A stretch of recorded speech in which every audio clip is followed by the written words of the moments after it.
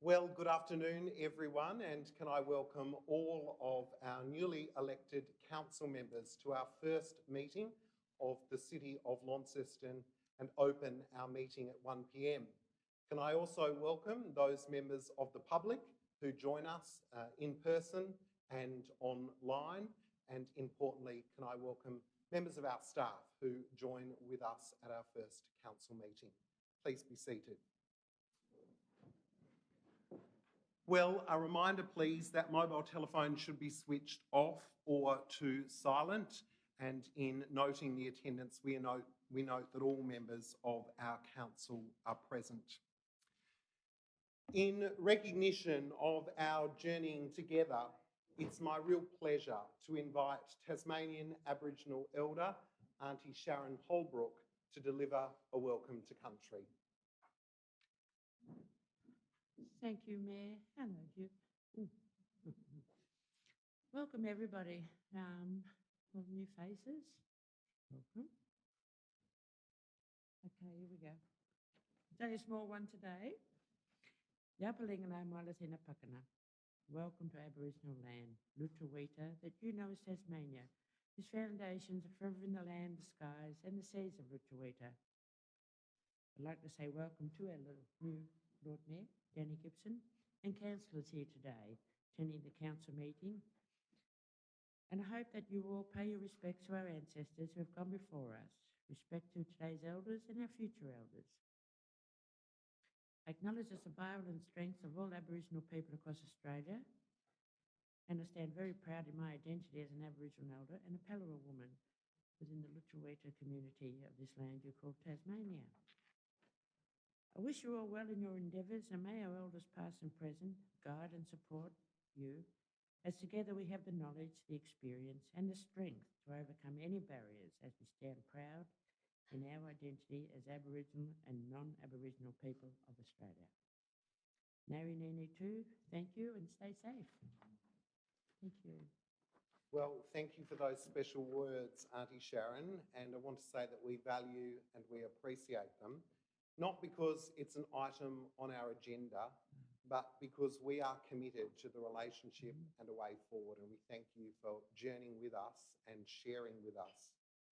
In the spirit of reconciliation, we, the people of Launceston, recognise that Launceston is situated on country on which the Tasmanian Aboriginal people have been owners for many thousands of years, and on which they have performed age-old ceremonies of celebration, initiation, and renewal.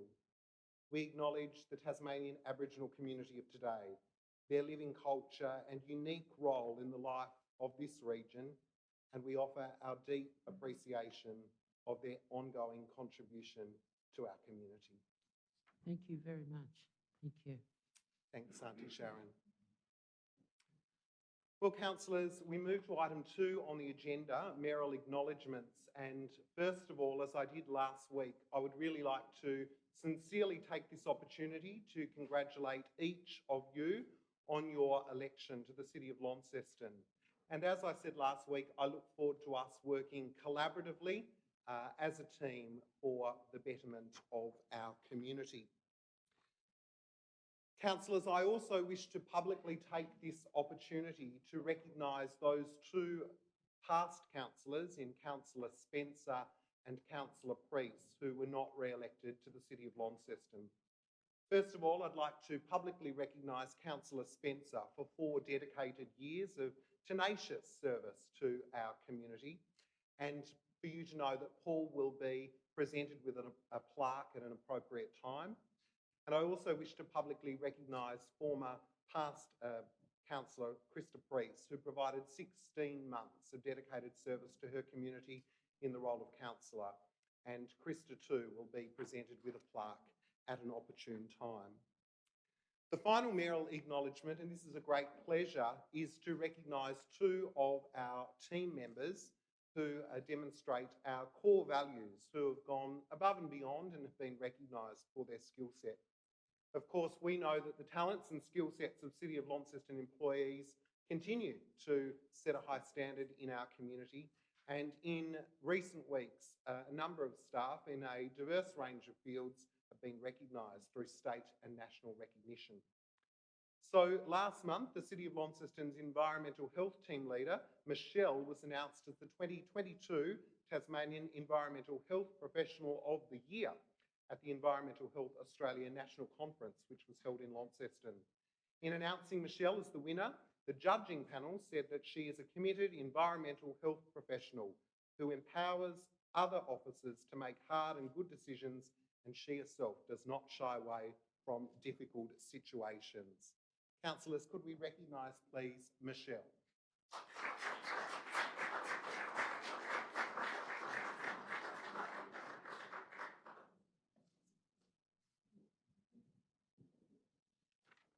It's also my pleasure today to recognise the City of Launceston's water team leader, Erica. Erica was presented with the Institute of Public Works Engineering Australasia's 2022 Emerging Leader Award for Tasmania. This demonstrates leadership and an expert and positive influence in the industry, and she is committed to giving back to our community. Can we recognise Erica?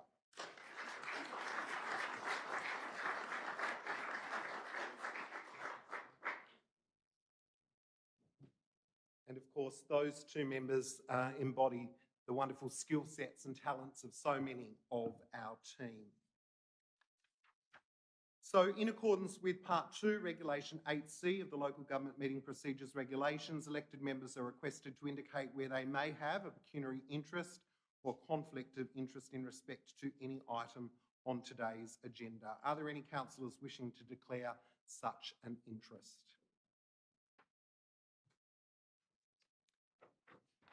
There being none, we'll move to item 4 on the agenda, the confirmation of minutes. That the minutes of the ordinary meeting of the Council held on the 20th of October be confirmed as a true and correct record. Someone to move that motion. Councillor Harris, thank you. A seconder, Councillor Dawkins. We'll put the motion to the vote. All those in favour, raise their hand. That is all councillors present, and the motion is carried.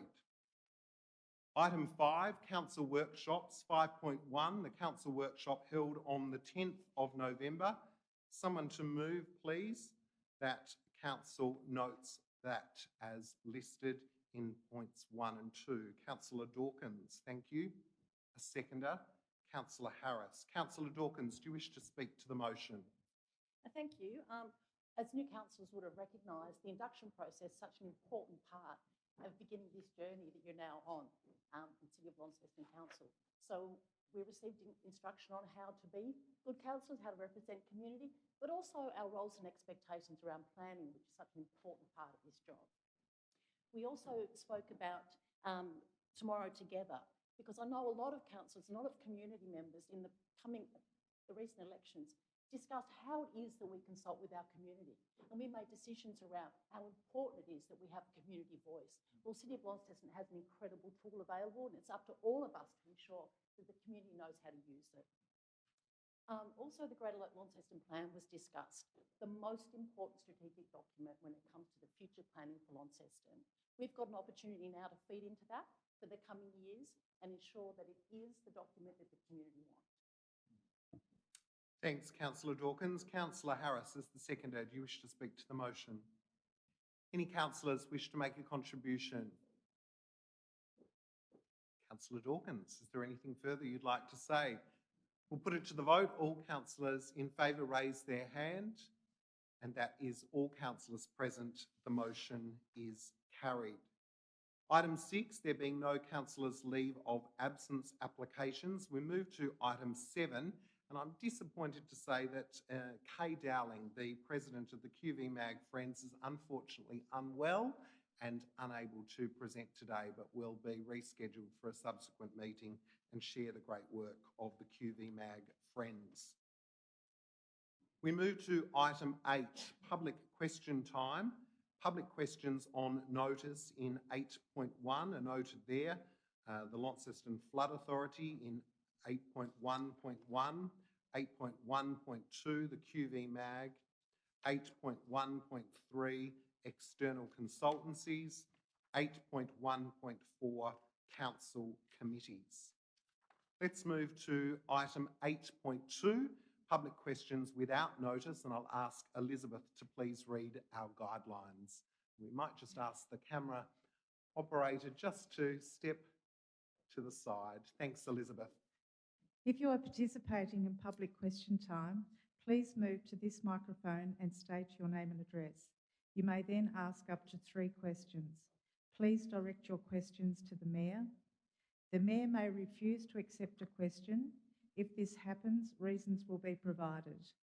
If your questions are accepted, they will either be answered at this meeting or taken on notice and answered at a future council meeting.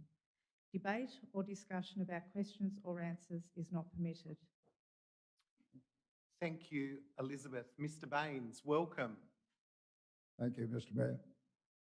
Ron Baines, Kings Meadows, ratepayer. I'd like to offer a personal welcome to all the new faces, but while I'm here, thanks very much. Some of them might not be quite new, more dry cleaned, I think. Yeah, but anyway. Thanks, Mr. Baines. Your first question. For you. Launceston has a population of around 86,000, and over the 65s are about 17,200. This does not include incoming travellers from West Tame and Meander Valley areas. We've got 140,000 disabled people, and some will be included in this count. These numbers will increase. We all need to be able to park easily at a reasonable cost and with a time frame commensurate with our activities in the city, including shopping, resting, if there's seating available, having lunch at our Myriad Cafe. So how does our council intend to solve this problem now and in the future so as to help our CDB survive and maybe even prosper? Thanks, Mr. Bain, for your viewpoint and your question, which is appreciated.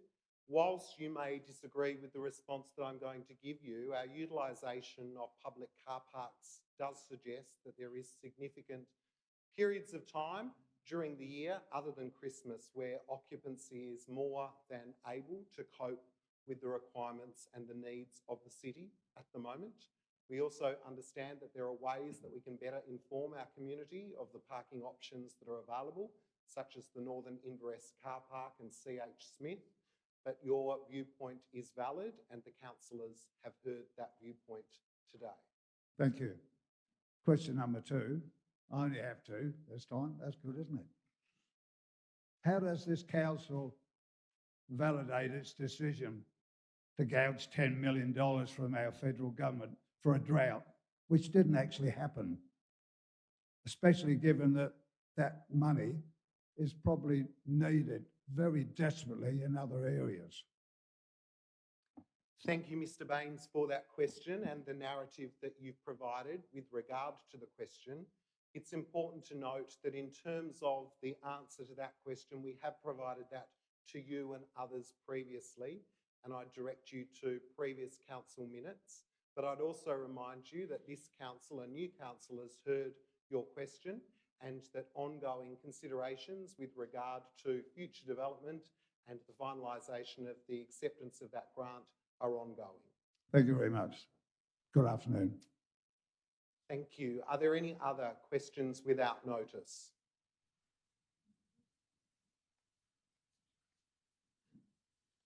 Good afternoon, Mayor and councillors. I'm Kirsten from Strike It Out Inc. and I just have a few questions to ask today.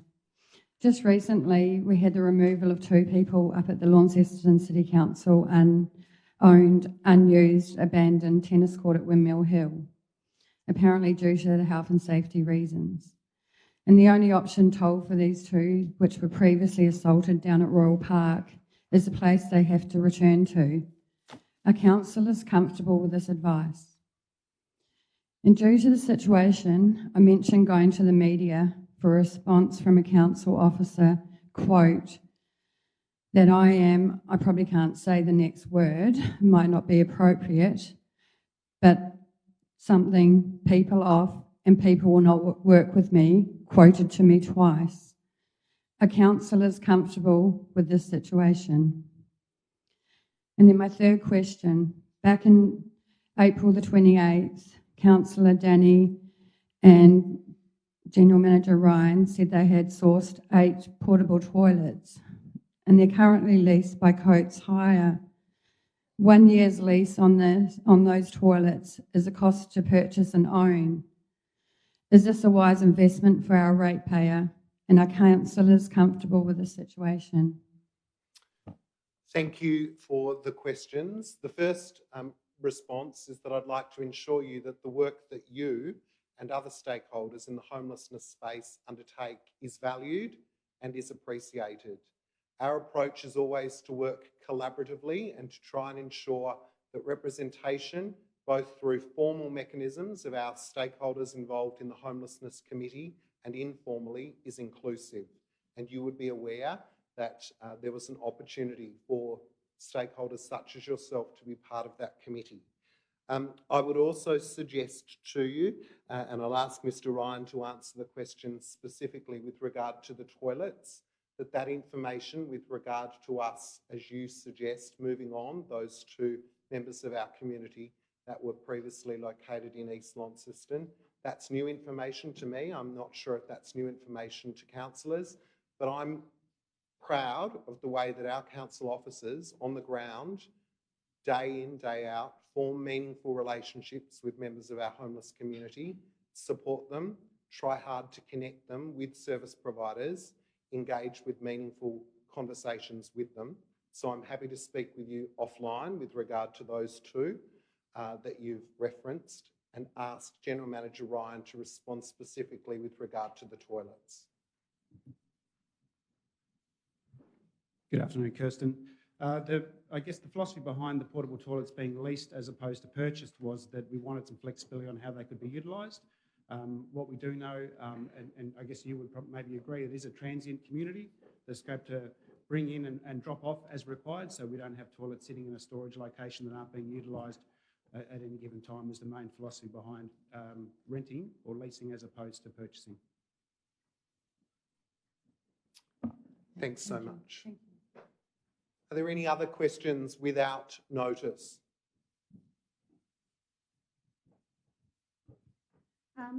Welcome, new councillors, and welcome everyone else.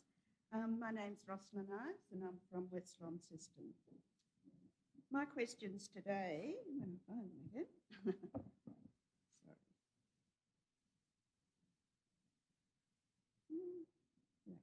My questions today are about improving Launceston public transport in relation to the City Heart Project Stage 2.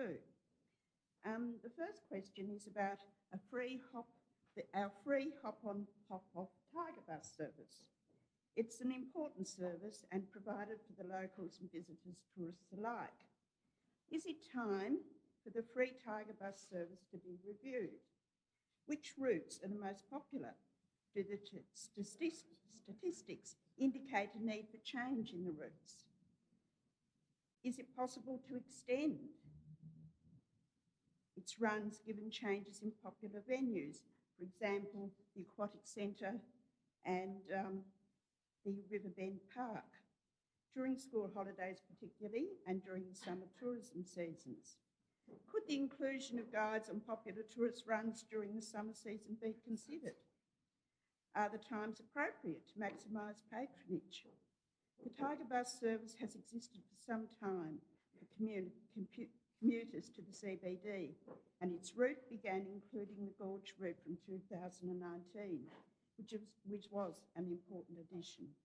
Given Council's climate action policy and the desire to improve public transport usage in Launceston, the needs to reduce emissions looms large. Would Council consider replacing the diesel gasoline Tiger buses with smaller, more flexible hop-on, hop-off buses? Not in my lifetime, I guess, will we have electric buses, but will there be, in the interim, maybe an innovative and look at acquiring smaller buses, which would be more flexible and less addition to traffic congestion for some runs? This could be a gradual replacement regime to test the waters of increasing usage of public transport. I, for one, can't access the current buses easily and attract also tourism use. And finally, would Council consider a paid booking service from, say, the Information Centre to offset the costs of initially acquiring smaller, more climate-friendly public buses. There are many examples of trolley-style open-top buses providing hop-on, hop-off services in cities around the world and nationally, including the ones in Hobart that regularly include the Botanical Gardens in its daily schedule.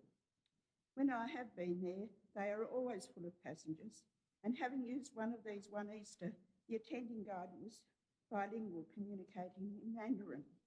The buses are pre-booked and are fair paid, but are flexible in hopping on at one place and hopping off at another, and using them for a full day to explore the city.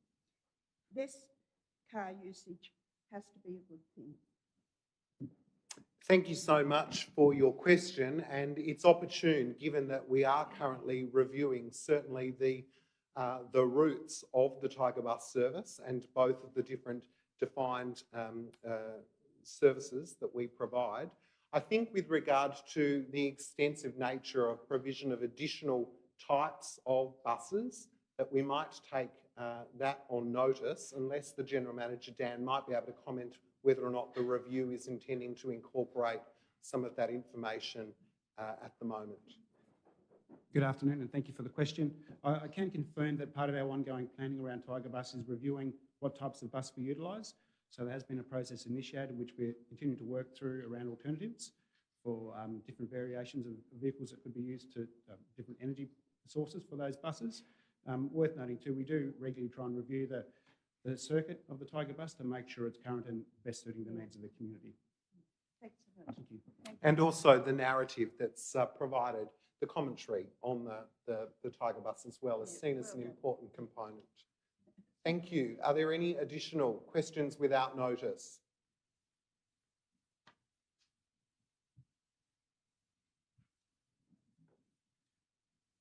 Mr Mayor and Alderman, welcome to your new Alderman. Councillors now. Councillors now, oh gee, times have changed. Former Councillor Wendy McLennan's in Queensland, Mr Mayor, and she asked me to read this out to you today. The 1.4 million for the bike riding track, where did it come from? Because the original grant had expired. Submission at the last council meeting wished to advise new council that the grant is not for rail restoration. Following today's revelations that the state parliament was bypassed at the 2021 election and a similar sport route has taken place similar to the sports grants, which is under investigation by the newly elected Labor government. She attached is a 7:30 report, 6th of April 2021, which states why did ministers approve regional grants against the departmental recommendations, transcript attached. Newly elected councillor Mr Joe Pentridge, in his election manifesto, was cognisant on the expenditure of state and federal taxes and ratepayer rates. Thank you, Mr Ware, and thank you for the question. So, not wanting to dismiss your question, it does seem appropriate that that question be directed to a neighbouring municipality with regard to the specifics of the financials. Specifically, CEO, anything you'd like to further add to that response? No, Mayor. So the project, I believe you're referring to the rail trail project, is purely being delivered by the Dorset Council. So they're the ones that have that information in respect of the grant. So we can certainly pass your question on to them to have that answered. So. Well, I think that was satisfying. Thank you. Thank you so much. Are there any additional questions without notice? No. Thank you so much. A good workout at meeting number 1. Thank you to members of our community for your passion and engagement. We move to item 9, petitions, specifically a reduction of plane trees in Norwood Avenue, Norwood. I'm wondering if there are any speakers. I have one listed, Tony Thompson. Good afternoon, councillors. My name is Tony Thompson of 9 Norwood Avenue. The residents in Norwood Avenue are requesting that the trees be reduced by at least 2/3. As outlined in the petition, they've got too big and they're having an impact on people's health, safety. The footpath is corrugated because the roots have raised the level of the footpath, they've raised the level of the nature strip, and be honest with you, talking to some of the elderly people, they're mentally and frustrated with the whole situation with these trees. They're a beautiful tree, but they've been planted in the wrong spot, and there's no sense walking away from it. Something needs to be done, but I don't know what, because they've been there for so long. But at the minimum, they need to be reduced by at least 2/3, because it's some deprivation of some of the homes, and the people next door to me have been advised they can't even put solar panels on because the tree is going to impact on the value of doing that. So all I ask is, before any decision is made, that each and every one of the councillors walk along the street and have a good look, and you'll see for yourselves what needs to happen. But you just can't put in the too hard basket. And if I miss saying welcome to everybody when I started, I sincerely apologise. Thanks, Mr Thompson. So procedurally, just so you're aware, we'll vote to receive the petition today, and within 42 days a detailed report will be provided. You'll be made aware of when that report will be considered by the council responding to the request as per the petition. Also, thanks very much for your time. Someone to move, please, the petition be received. Councillor Harris, thank you. A seconder? Councillor Mackenzie, thank you. Procedurally, it's a procedure motion, so we will put it to the vote. All those in favour to receive the petition, raise their hand. That is all councillors present. The motion is carried. Thank you. We move to item 10, Planning Authority. Under the provisions of the Land Use Planning and Approvals Act 1993, Council acts as a planning authority in regard to the items included in the agenda. Item 10, Planning Authority. I'll now ask Elizabeth to read out the guidelines for commenting on this and subsequent agenda items. Thanks, Elizabeth. If you are speaking to an item on today's agenda, the Mayor will invite you to come forward to either microphone. Please state your name and address.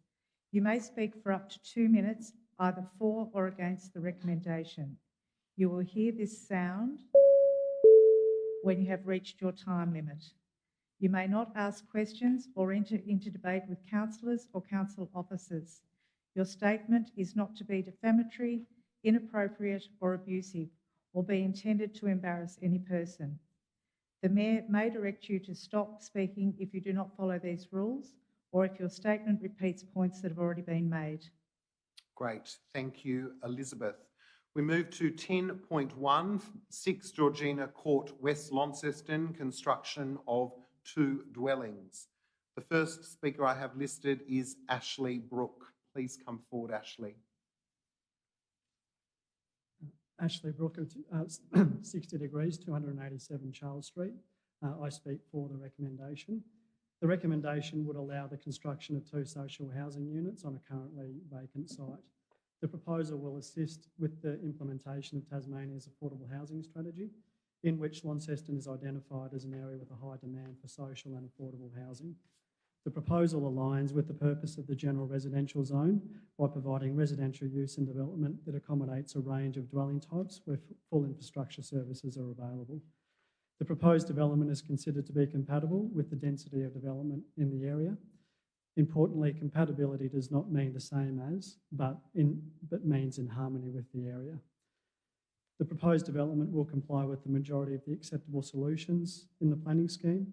This includes the standards relating to site coverage, private open space, privacy, waste storage, on-site parking and access. Where the proposal relies on performance criteria, compliance can still be achieved with each standard in the planning scheme. It is considered that the proposed development complies with the planning scheme, and the recommendation for approval should be supported. Thank you. Thank you, Ashley. I have no additional speakers listed. Is there anyone else who would like to speak to 6 Georgina Court?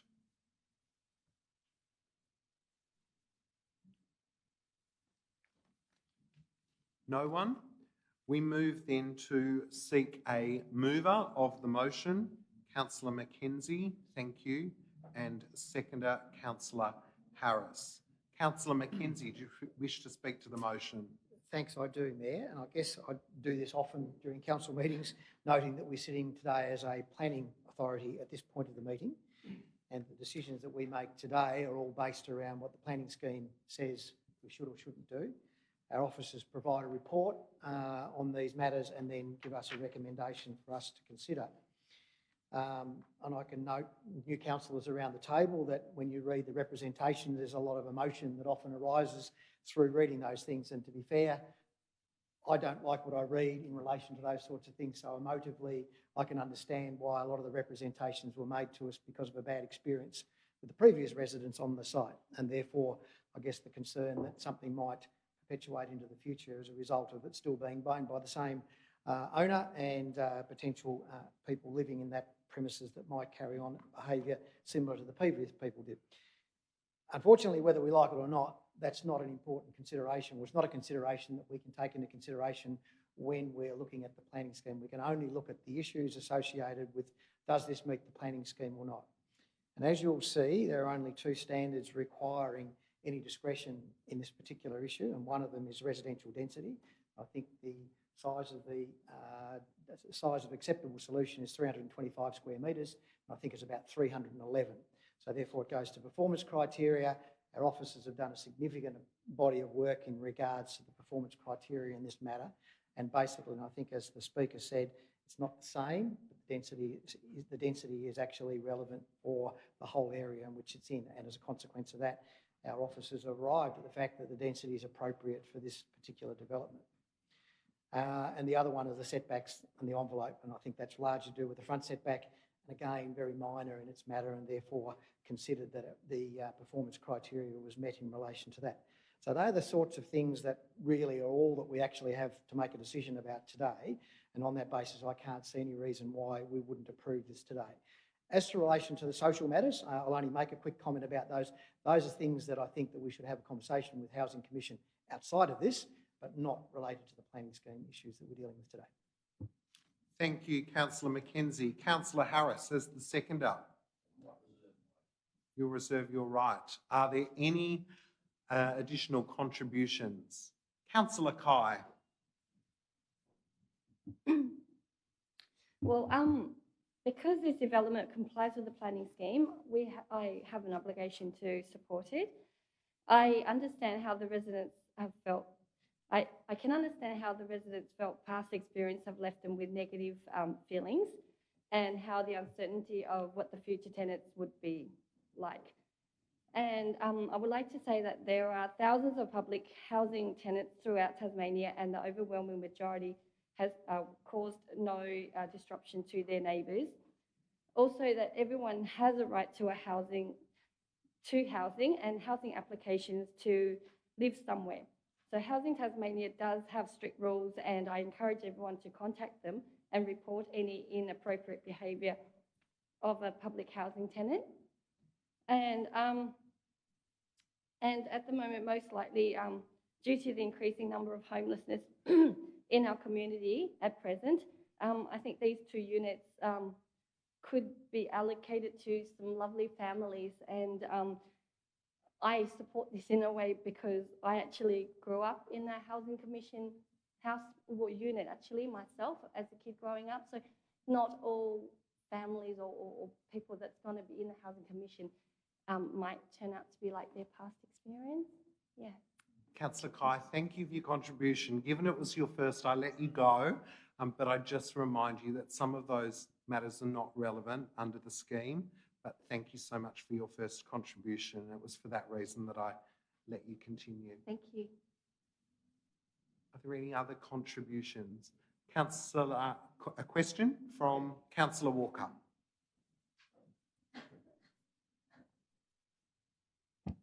Yes, thank you, Mayor. And I think my question probably to our planning department is in regards to the site coverage and its reliance on the performance criteria to have 2 dwellings on the 616 square metre block, leaving 308 square metres for each. Now, of course, we're told that that relies on the performance criteria and that it complies because it's compatible with the density of existing development. And for other reasons, the social and community benefit, within walking distance to public transport, etc. How small would a block have to be before it didn't comply to those particular criteria? Thanks, Councillor Walker. Through you, General Manager Dan, I'll pass that to Senior Town Planner Ian. Thank you for the question. I don't think it's a simple answer. You'd have to look at the size of a lot, what development's been proposed on it, and the character of the surrounding area. So I guess in this instance, that's what we've taken into consideration. But I mean, if you could have something quite small, that, you know, it might be a great development and it might meet it, or in a different area, it just won't. So it's, yeah, I guess it's subjective to the performance criteria. Thank you, Ian. Any further questions at this point, Councillor Walker? A question, Councillor Pentridge. Look, I've heard a lot about our planning legislation. What I seem to be lacking, and I'm asking our planners, what consideration was given to the people in that street? It seems to me it's a little bit like closing it. We're coming up with these suggestions of what we can do after the event. Isn't that a bit like closing the gate once the sheep are bolted? I mean, we've got a real problem there with the people in the street. At the end of the day, those people will make it everyone's problem. And I'd like to hear, you know, what consideration our planners gave for an alternative, because I haven't read anything as an alternative.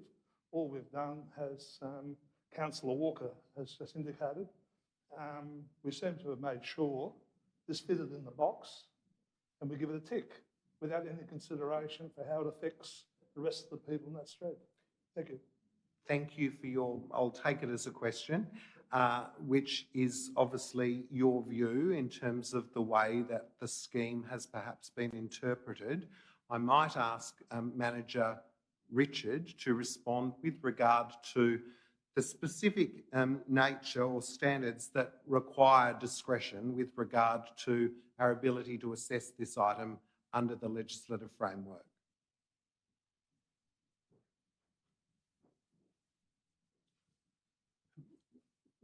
When assessing a development application and when providing a report for consideration, one of the things that has to be considered are the representations we get from the community. And in the report, there is a table which identifies a summary of the comments that we received and the officer's view of those comments. It's important to recognise that we invite comments of all natures from the community, and they tell us all sorts of things. The job from the planning perspective is to work out what parts of those are relevant. The planning scheme only allows consideration of representations to the extent that they are relevant to the matters being considered. The matters being considered are simply those discretions that require, those standards that require discretion. And I'll point you to the first page of the planning report. Those things are residential density for multiple dwellings and setbacks and building envelope for all dwellings. So the extent that whilst concerns about past behaviour of tenants may be real, and for those people, it's not a relevant consideration under the planning assessment. Thank you, Manager, for that response. Question, please, from Councillor Harris. Yeah, my question is just in regard to the size of this unit. It is 60 square metres for a two-bedroom apartment. Is there any particular minimum size that a two-bedroom unit, or a bedroom, in fact, in general, because the bedrooms on this and the whole development seem exceptionally small to me. Perhaps as transition housing it might be fine, but it just seems, if I was to live there for 20 years, it would be very, very small and confining. So is there any minimum standard that a developer must actually develop to? Thanks, Councillor Harris. Through you, General Manager Dan, to Town Planner Ian. The planning scheme doesn't set out a minimum size, so it's really up to the developer. But what we start looking at is your building regulations.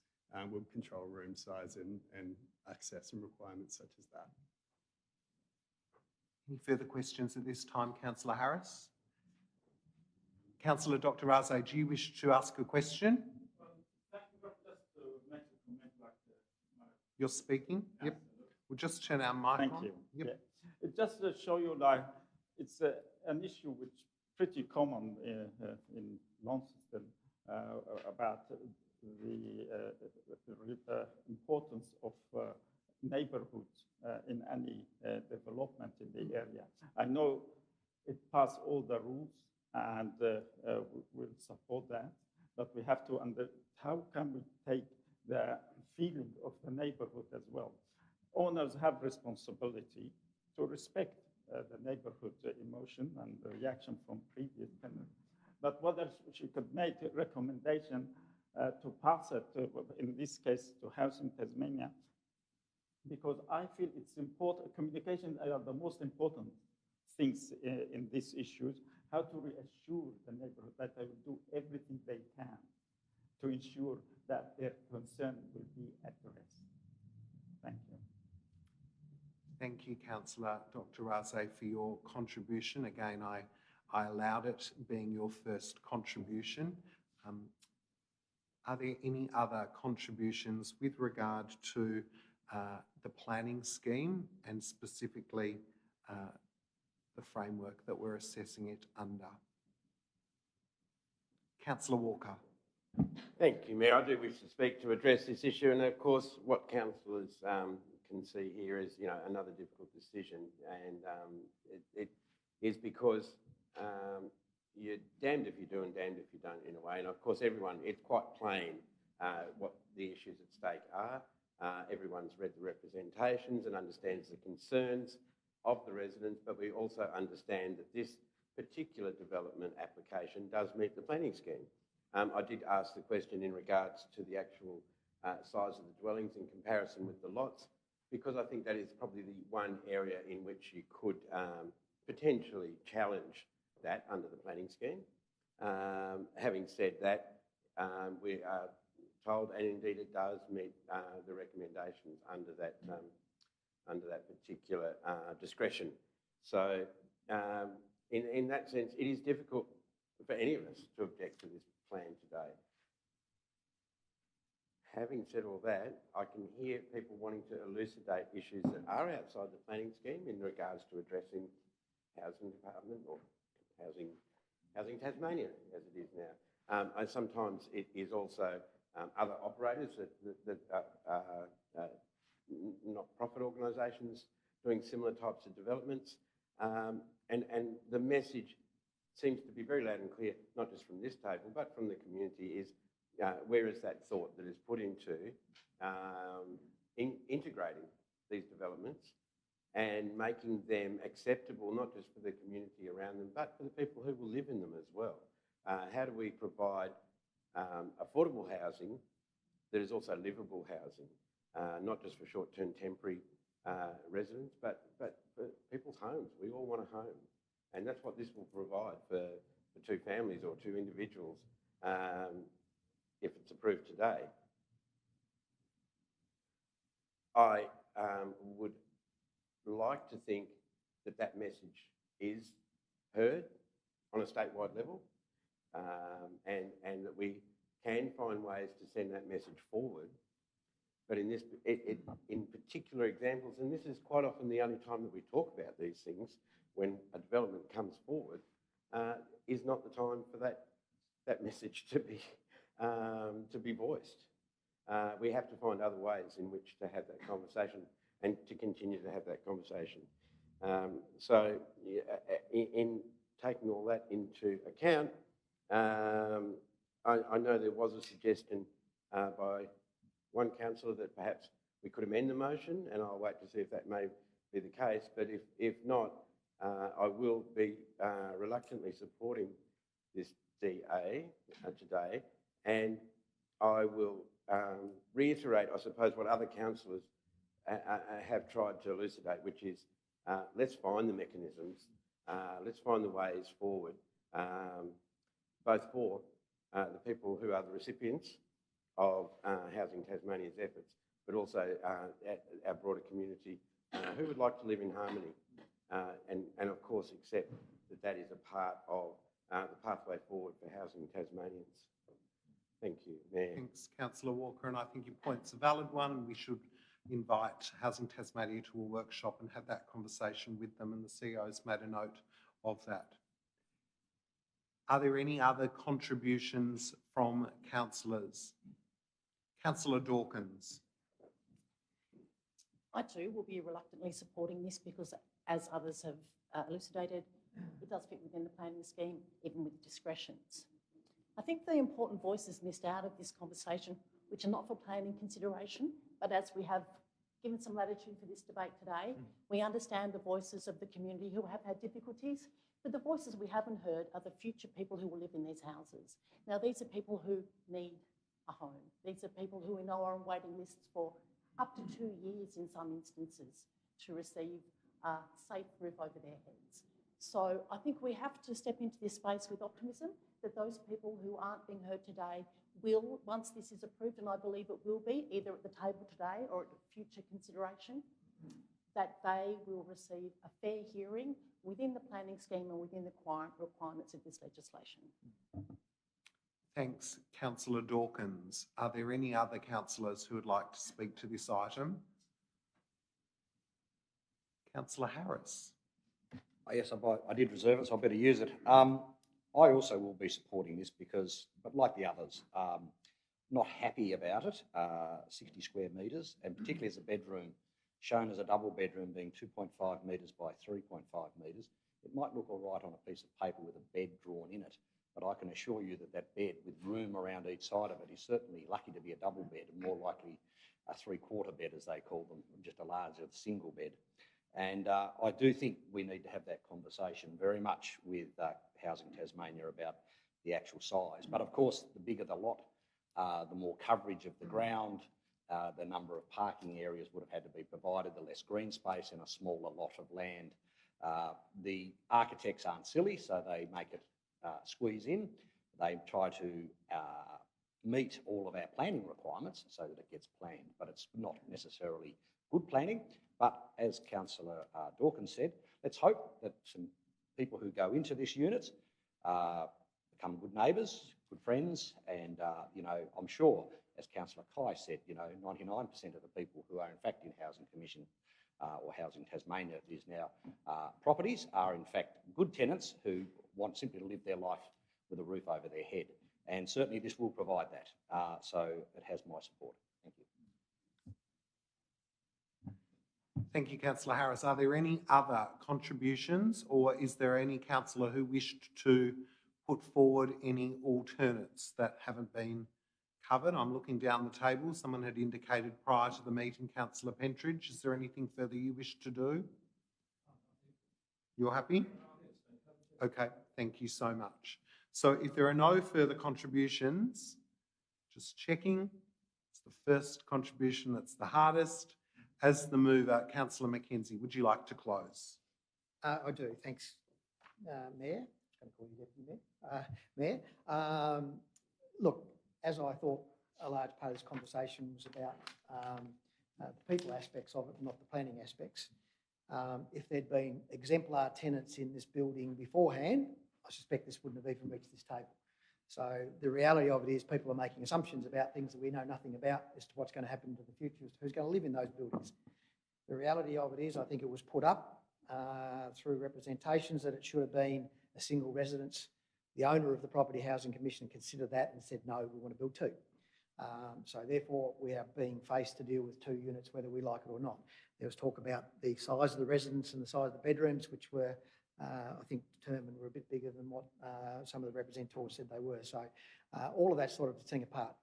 Despite all of that, the reality is we're here on a planning issue, dealing with 2 planning discretions that have been made. Those planning discretions, in my view, have been satisfied, and therefore we have no alternative but to support this today. Thank you, Councillor Mackenzie. We'll put the motion to the vote. All those in favour raise their hand. Those against? 1 councillor against in Councillor Pentridge. The rest in favour. The motion is carried. Thank you. We move to item 10.2, 27 Abbott Street, East Launceston, partial demolition of an existing dwelling, construction of alterations and additions to an existing dwelling and construction of an outbuilding. The first speaker I have listed is Simon. Would you like to come forward to the microphone? Thank you so much. My name is Simon Coulter.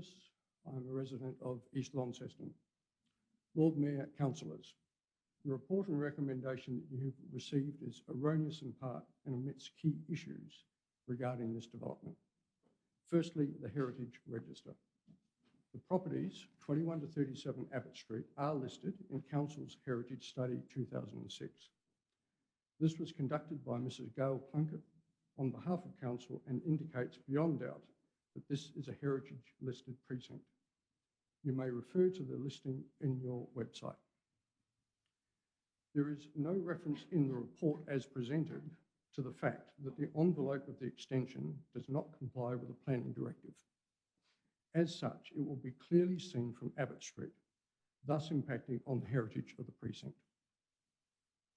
Nor is there any mention of the height of the balcony from finished ground level overlooking the property at 25 Abbott Street.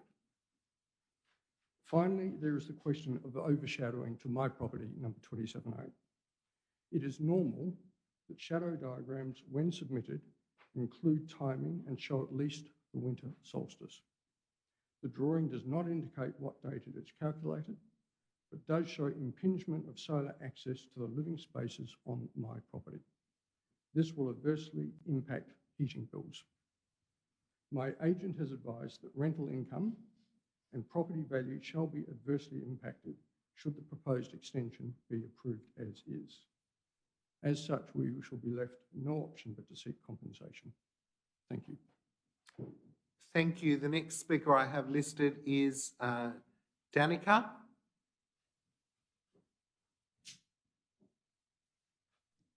Good afternoon. I'm Danica McDonald. I'm representing Design to Live and speaking for the proposal. So our proposal seeks to meet the needs of our client's growing family and includes a living, dining, kitchen area in the new extension and converting the existing downstairs living area into additional bedrooms. We've designed it as best we see fit to the existing slope and contours. There's a lot of existing retaining walls on the site, so our design has allowed for the most minimal cut and fill on there. The size and bulk is fitting with the area, with both neighbouring dwellings being two-storey and of a similar height and scale of the proposal. And we are still under the maximum allowable height of 8.5 metres. The two neighbouring dwellings have both built another storey directly above their existing cottages. We are just proposing to work with the site and build behind the existing cottage. In reference to the heritage character of the area, there is no heritage overlay according to Launceston City Council planning and list map codes. Therefore, the contemporary design was chosen. In response to the representations received, the clients have negotiated that they will match the extension to the existing dwelling to reduce the visual impact. We have also lodged further revised plans with Council to meet performance criteria of 8.4.2 overlooking that will include permanently fixed external privacy screens to the northwestern windows to a height of 1.7 above finished floor level to prevent any overlooking and loss of privacy to the neighbours. Our shadow diagrams are always shown at the winter solstice and then do show some overshadowing. Finish the sentence, that's fine. However, in the summer solstice, it's demonstrated that there's no additional overshadowing by the proposal. Thanks, Danica, that's appreciated. Are there any additional contributions?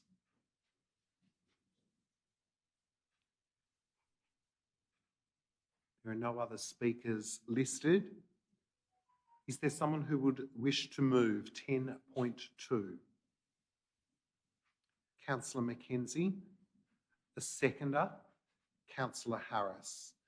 Councillor Mackenzie, do you wish to speak to the motion? I do, thank you. And again, like the previous motion, there are only two performance criteria that are deemed to be outside of the scheme and that needed to be considered, and they were setbacks and privacy. Again, the issue regarding the heritage precinct, which was raised by one of the speakers, has been dealt with in the questions that were asked and answered by our officers, which said that it isn't a heritage precinct, listed heritage precinct. And I appreciate there are some concerns about what's heritage and what's not heritage, because there have been a number of studies done in and around Launceston over a number of years, which have indicated the heritage look of the city. But we only really have either a Tasmanian Heritage Register, which registers properties, or a Launceston Local Register, which registers properties, and this one isn't one of those registered properties. So as a consequence of that, the heritage listed precinct, I'm afraid, isn't probably something we can take into consideration today. In relation to the property, it's a difficult property because it's on a slope and goes from Abbott Street up into Barreen Street. I know the area well, having lived not far from there for many years. And as a consequence, that a difficult property to do any extension work on, which means that there is height issues because of the slope of the block back. A lot of the building has been cut into the block, and therefore is going to reduce the apparent height in relation to what's being put forward. And I think, as the second speaker said, in relation to all of the issues in regard to the setbacks, they create some overshadowing in relation to the 21st of June. Our officers reviewed those shadow diagrams and determined that they all mean that there is still adequate sunlight that's being delivered to the properties on either side. In relation to the privacy issues, I note there are a couple of privacy issues in regards to windows. One was a window that already previously exists, so therefore nothing to be done in relation to that. But there was also a condition recommended that will require the two windows in the upper floor to be made of opaque glass so that they don't overlook onto their neighbouring property. So based on that and the limited level of discretion that's required in this development application, I believe we should pass this today. Thanks, Councillor Mackenzie. A question from Councillor Harris. Yes, if we could, just to perhaps ask one of the planning officers, for anyone listening online, to perhaps detail the heritage precinct listing that isn't a listing from 2006 or 2007, and to perhaps explain what the report was and then perhaps what has or hasn't been done since then, so that people can get a sense of the heritage understanding. Thanks, Councillor Harris. Through you, General Manager Dan, to Manager Richard.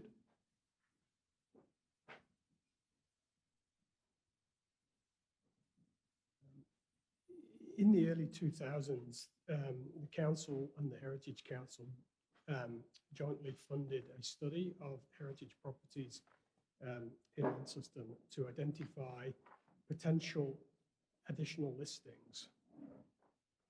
A report was delivered sometime later in 2006 or 2007, which identified a number of properties. Subsequent to that report, the Heritage Council have made a number of listings on the back of that report, certainly not all of them, and the Council has also updated its list and is working on a series of precincts. This property, whilst it was identified, has not progressed to a listing at this time. It's important to recognise that even if it was listed, that would not preclude consideration of this application. It would just require consideration against additional standards. So the fact that it may or may not be considered heritage doesn't necessarily preclude an extension.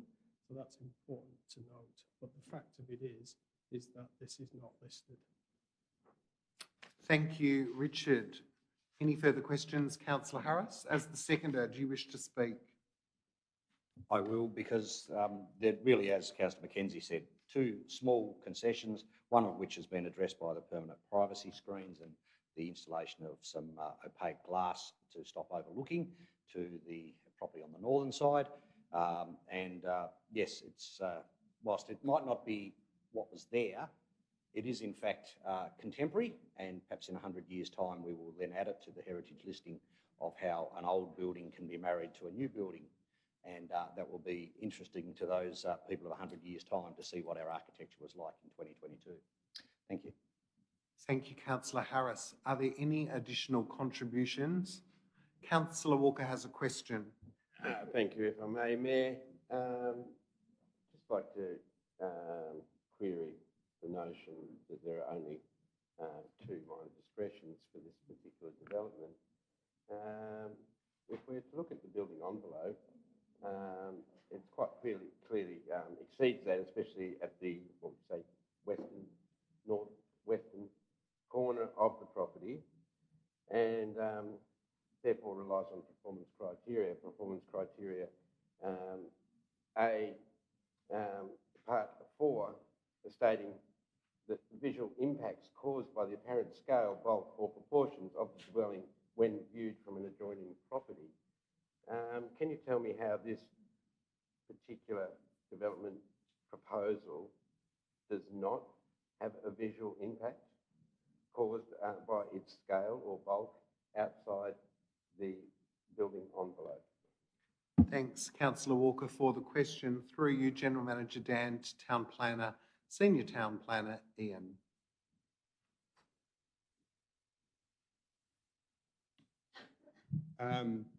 Sorry, just to clarify the question, is it regarding the visual bulk when viewed? So, yes, just to clarify the question, it is a building that sits outside the building envelope by which it would be automatically permitted to be built.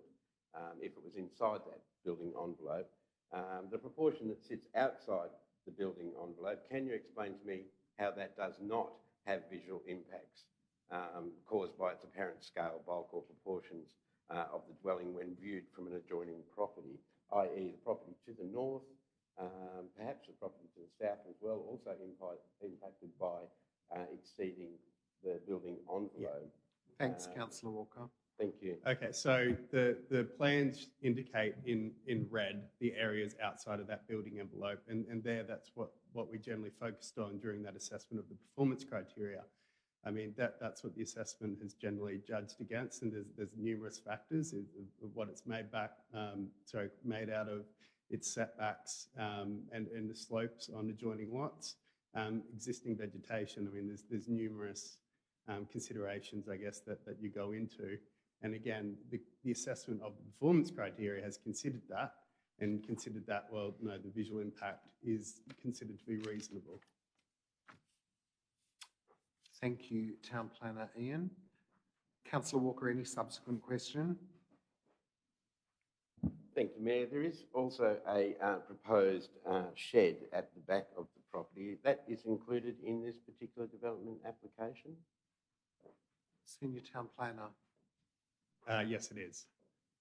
And is that included in the site area assessment, that it still finds the coverage of the site under 50%, or is that only including the dwelling? No, it would include everything. It would include everything. So I can be assured that that all the footprint, including, what would you say, paved areas, pathways, balconies and things like that, are less than 50%?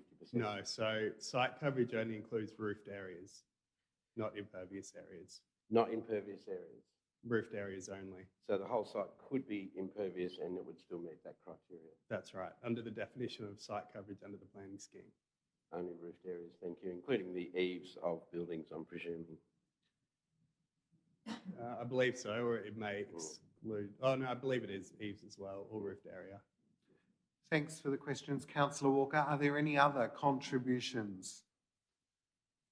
Councillor Walker. Thank you, Mayor. I would like to contribute to this discussion. As you can probably tell from my line of questioning, I do have issues with the bulk of this building. I think there are eminent solutions that could have brought this property within the planning scheme, reducing the bulk and shape of the building that is in no way sympathetic to its surrounding area. As has been pointed out by one representative, will be visible from the street, which will impact the character. Another aspect to our planning scheme, that we do like to protect the character of a neighbourhood. This doesn't protect that character in any way, shape or form. It actually impedes upon that. While I might give some concession to arguments that suggest that perhaps in 100 years, these, through you, Chair, may be somehow appreciated by future people as part of our heritage. At this present moment in time, all it is going to be doing is impeding upon that heritage. Now, and of course, yes, we do have heritage studies that have been done, commissioned by Launceston Council. We do have numerous buildings in this city that are still not protected, even though they have been identified as significant heritage precincts, or indeed significant heritage buildings. Excuse me, I know that that is not the point of this particular discussion today. What is the point is that this development application, this extension to this building could have been done within the building envelope and therefore been far more sympathetic to the area. I don't believe it's justified that it can exceed that and not have a visual impact on its surrounding areas, its neighbours and the streetscape itself. So for that reason, I will not be supporting this development application today. Thank you, Mayor. Thanks, Councillor Walker. A question from Councillor Dawkins. Yes, thank you. Look, it comes up from time to time that when there are discretions within the planning scheme, that it's by some councillors considered to be outside the planning scheme.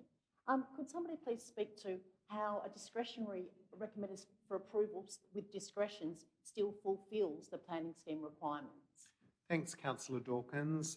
Manager Jamieson, Richard, could you talk to us about the means to achieve compliance, please? In the planning scheme, the relevant matters are dealt with by standards. So in the report, those are the things within the box. At the top of the box, there is an objective, and each standard has an objective. That's the thing that you have to meet. That's the thing that needs to be central in people's minds when they consider the standard. So if it's building envelope, there will be an objective for the building envelope. The planning scheme then gives two ways to consider compliance. One is an acceptable solution, one is a performance criteria.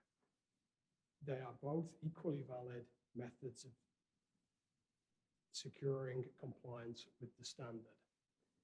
One is a measurable criteria, which can generally be measured. It's objective and is beyond doubt. If you meet that, you comply with the scheme in every circumstance. The second way of complying is by a subjective criteria, recognising that a lot of sites are complicated and difficult, and not everything can comply with a simple standard. Obviously, acceptable solutions can be written quite conservatively because they have to be right in every circumstance. So the standards provide the planning authority and the councillors the discretion to determine the characteristics of this development in this site to determine whether it's appropriate or not. It's legitimate and appropriate that the planning scheme does that.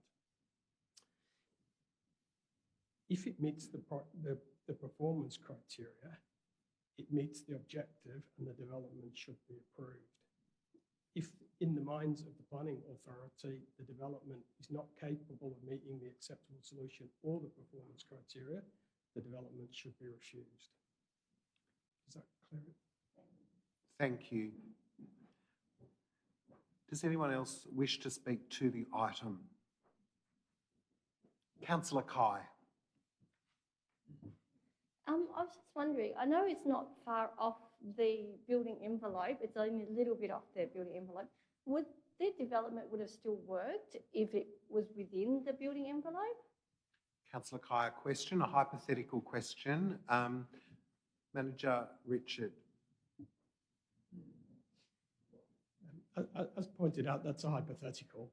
We are considering the thing that's been applied for, whether a differently drawn development would work differently is not a matter for consideration today. We need to consider the application that's submitted against the planning scheme. Thank you. Councillor Kai, any further questions? Does anyone wish to speak to the item? Councillor McKenzie, do you wish to close? I do, and I actually want to close by just reading out some information that was in the planning report. Is considered the visual impacts caused by the apparent scale, bulk or properties of the dwelling when viewed from an adjoining property will be reasonable. The subject site is somewhat an anomaly when considering the profiles of adjoining properties. The subject site currently contains a small single-storey dwelling, whilst the property to the north is 2-storey and to the south is 1.5 stories. The adjoining properties, as well as other dwellings along Abbott Street, are prominently bulky, large buildings that dominate the streetscape and are clearly visible from adjoining properties. This is largely due to the relatively high natural ground level of the sites involved. It's acknowledged that the extension will be visible from adjoining properties as the other dwellings adjoining the subject site. The designer has chosen a contemporary design for extension, including a custom gladder. The design caters to slope of the site, which is existing cut. Whilst neighbouring properties may be used to a large vacant rear adjoining property, the subject site has the ability to develop. So I guess the point I'm making is that just because this site is smaller and others are bigger, the fact is it's going to be different, because whenever I look out the window, I'm going to see something that wasn't there before. And I think if you actually look at the diagram, there's only a very small bit outside the building envelope. And yes, maybe they could have built something that fitted within it. They chose not to, and they put that forward and asked for the discretions of this council. I believe on the basis of what's been put forward and what our planning officers have identified, and they've done a very thorough examination of the building envelope and the scale and the type of property that we're building on and the surrounding properties in making their determinations. I therefore think that this is an adequate property for us to consider and approve. Thank you, Councillor McKenzie. We'll put the motion to the vote. All those in favour raise their hand. Those against? 2 councillors against in Councillors Walker and Kai. The rest are in favour. The motion is carried 10-2. Council no longer sits as a planning authority.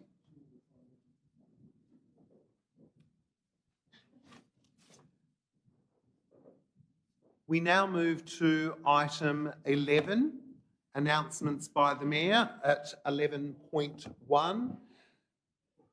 A busy couple of weeks that has been detailed there. It was absolutely wonderful on Wednesday the 9th of November to attend the Children's University graduation ceremony. It says ceremonies there, we'll change that to ceremony, and recognise those students, many from the northern suburbs, who have undertaken many hours of commitment to learning and engagement with the university as a way of encouraging their learning.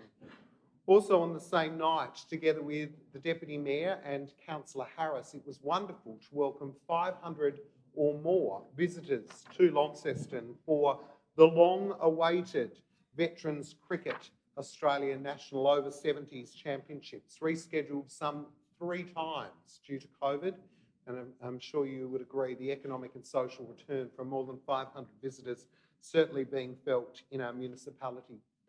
Wanted to congratulate the RSL for, again, the way that they organised, together with Elizabeth Clark, Civic Affairs Coordinator, a very fitting RSL Remembrance Day service on Friday the 11th of November, and to recognise those councillors that were present. And also wanted to reference that on Saturday the 12th, it was just wonderful to welcome finalists from every state of Australia to a civic function where we welcomed junior finalists in the Legacy Public Speaking Championship to Town Hall ahead of their National Public Speaking Final. The tenacity and skills and passion of those young people was absolutely fabulous, and we loved having them here together with their family. Also wanted to reference last evening, and almost all councillors were present last evening, the Launceston Chamber of Commerce held a welcome to the new council event here at Town Hall, and it was great to welcome more than 80 chamber members. We very much appreciate our engagement and connection with the chamber, and we look forward to that being strengthened over the coming term of this council.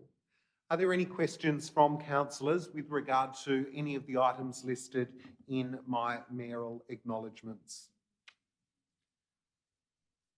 For reference, there are a number of items that aren't contained within there. It's a dynamic calendar, and so they will be contained formally in the next agenda. We'll move to councillors' reports. I'm wondering if there are any councillors who would wish to share items pertaining to activities or their capacity as a representative of the council or chair of a committee. Councillor Dawkins. Thank you. I was delighted to attend 2 events in that period to represent council. On the 15th of November, I attended the launch of Thrive in the Light. I'm not sure if you're aware of the Disability Support Service Thrive, who specifically work in employment services, are situated on Wellington Street. Well, from lived experience of 2 of their directors, they've moved into a new space, and it was an absolutely inspiring launch where women will now be represented by this organisation to help with the financial aspects of women who live with domestic and family violence.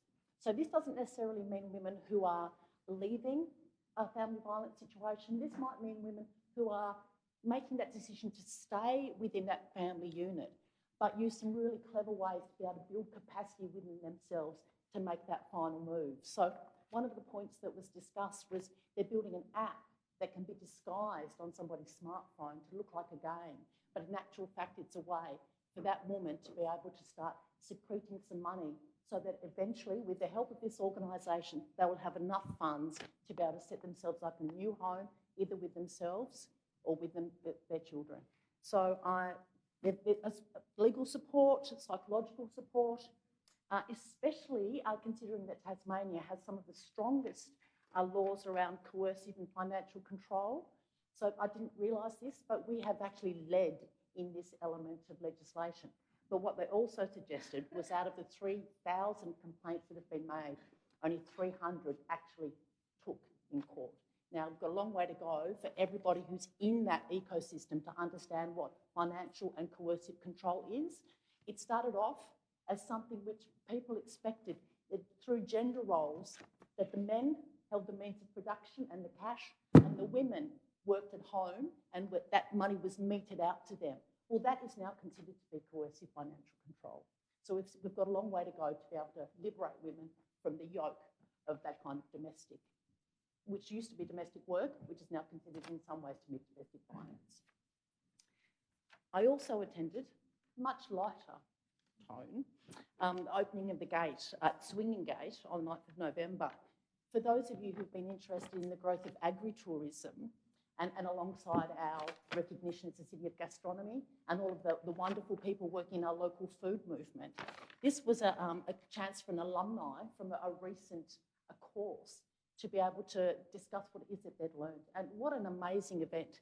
So there were 19 farmers who had completed this study and found the values within themselves and the aspiration within their farms to be able to open their gates to tourists. Now, it's been discussed for a long time, but this is the concrete realisation. And what I learned from this night is that most farmers are introverts. Most farmers really don't want to have a lot of people on their property. They don't really want to have to entertain them. But they found a way, because they were able to mesh their values with the idea of agritourism, to be able to find a way to make that work for them. So whether it's a barbecue by a stream, I saw some beautiful images of from Hagley to the northeast of Tasmania of what this course, which is funded by Austrade, is opening to our agricultural sector.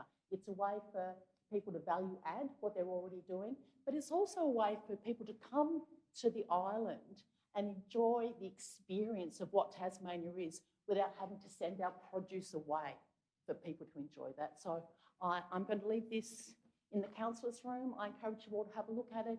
It really is the most incredible offering. Thank you, Councillor Dawkins. Councillor Mackenzie. Thanks, Mayor. And I've been missing in action a little bit since this council was first brought in place. I apologise for that. Part of the reason for that was I actually attended a Smart Cities conference in Sydney last week. And I've done a report, which I just want to put some finishing touches to, which I'll actually circulate. But I guess what was really pleasing about it, our own James McKee spoke at it.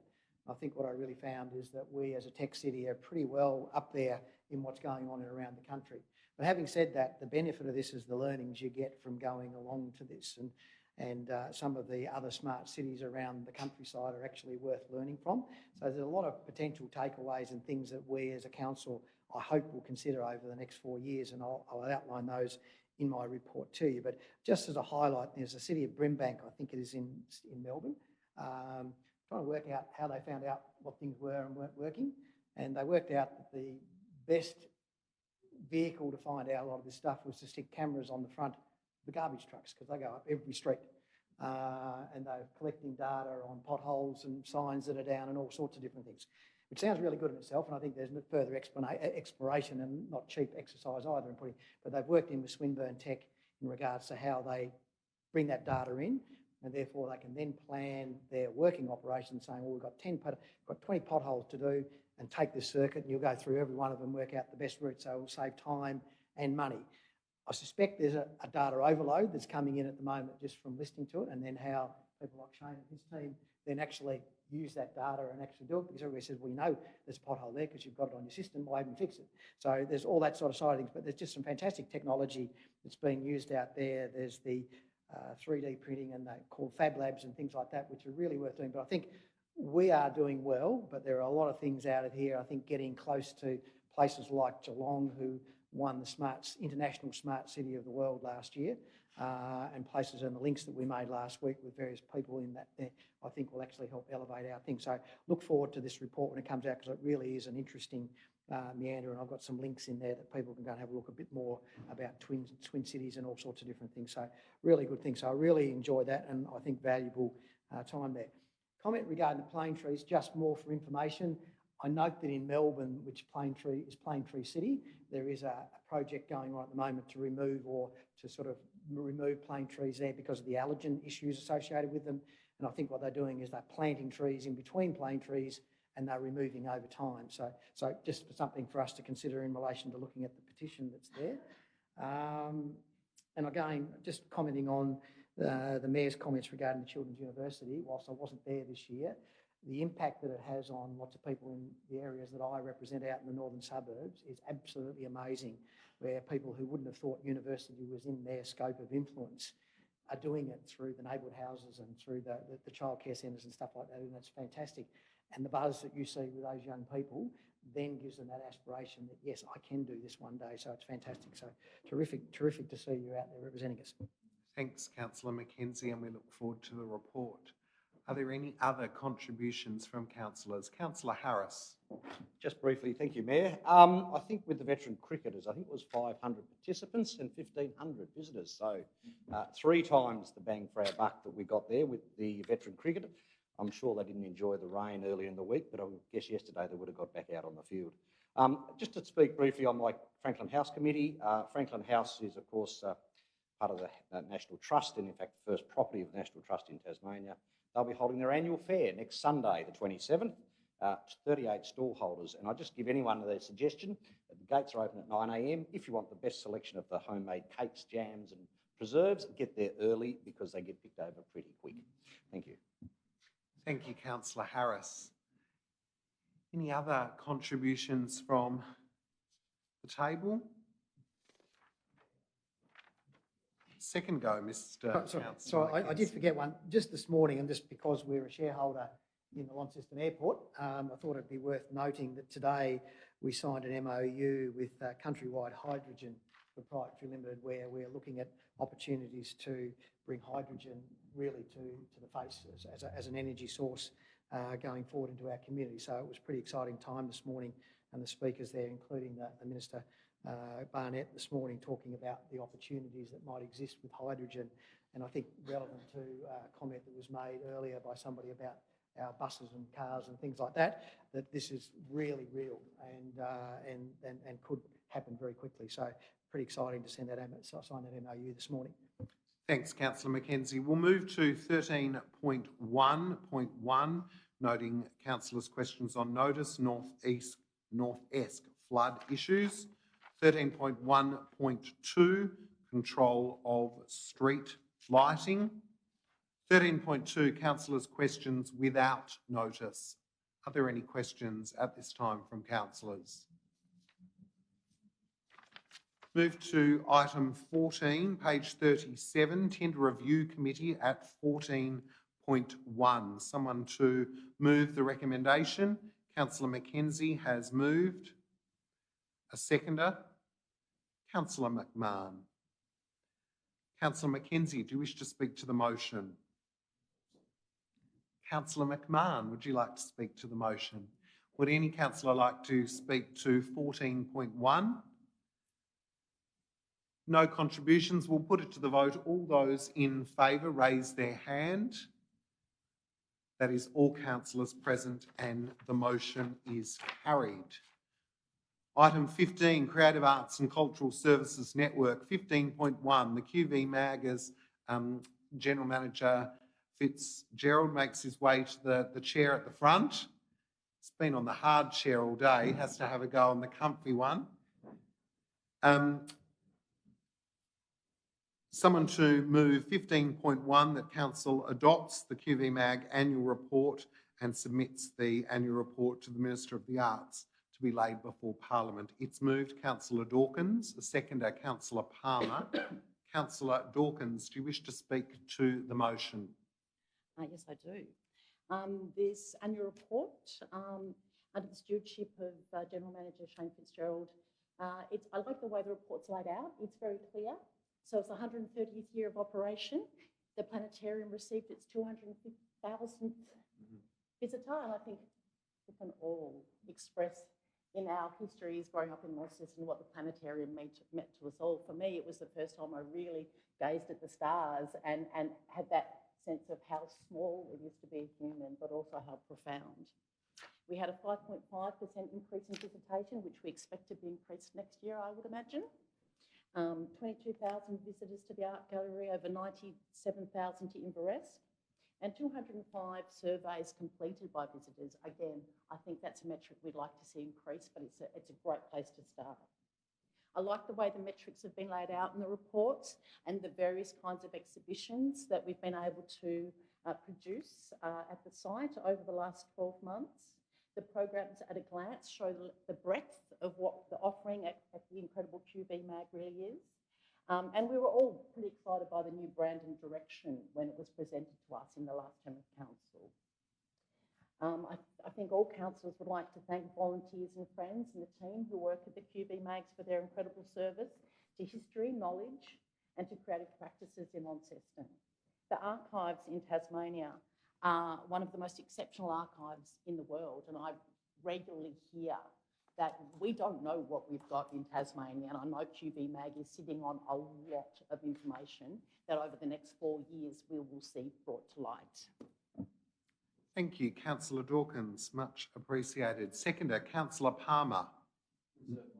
Thank you. Any other contributions? Councillor Mackenzie. Again, I just stand to support the report and thank Shane for the work that he's put in. He came during the course of the year, and I'm looking really forward to 2023. And the Archies are a great kick in the right direction. So fantastic things.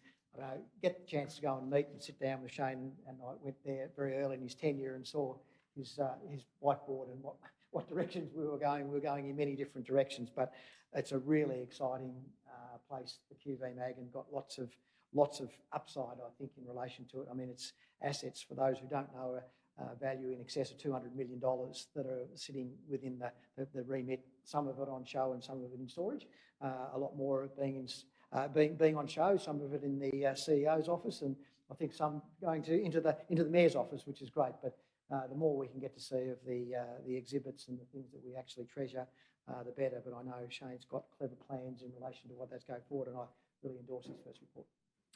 Thanks. Councillor Mackenzie, are there any other contributions with regard to 15.1? Councillor Walker.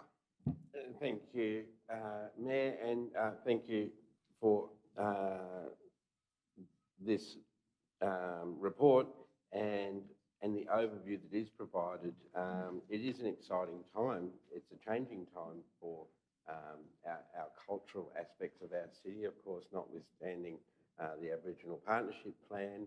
I know that next week there will be some movement on Aboriginal cultural relics that are being returned to the community, and that is a huge occasion for the museum to acknowledge and to participate in that process. But aside from that, what we have post-COVID, and I think as we all know and as has been referenced, a spectacular collection and now a general manager who recognises that collection, the value that can have in how we can display it, how we can optimise that resource for our community and for the broader tourism and broader Tasmanian community. And so it is very exciting times, and just to see the initial steps that are being taken in that regard, in terms of branding, in terms of acknowledging some of those particular collections, it does augur well for the future. And to see the particular parameters going in the right direction, the metrics going in the right direction is a great thing, and long may it continue. Thank you, Mayor. Thanks, Councillor Walker. Any other contributions? So noting that it will also be presented at the annual general meeting on the 1st of December, we'll ask Councillor Dawkins if she would like to close. We'll put the motion to the vote. All those in favour raise their hand. That is all councillors present, and the motion is carried. Thank you, Shane, and your team.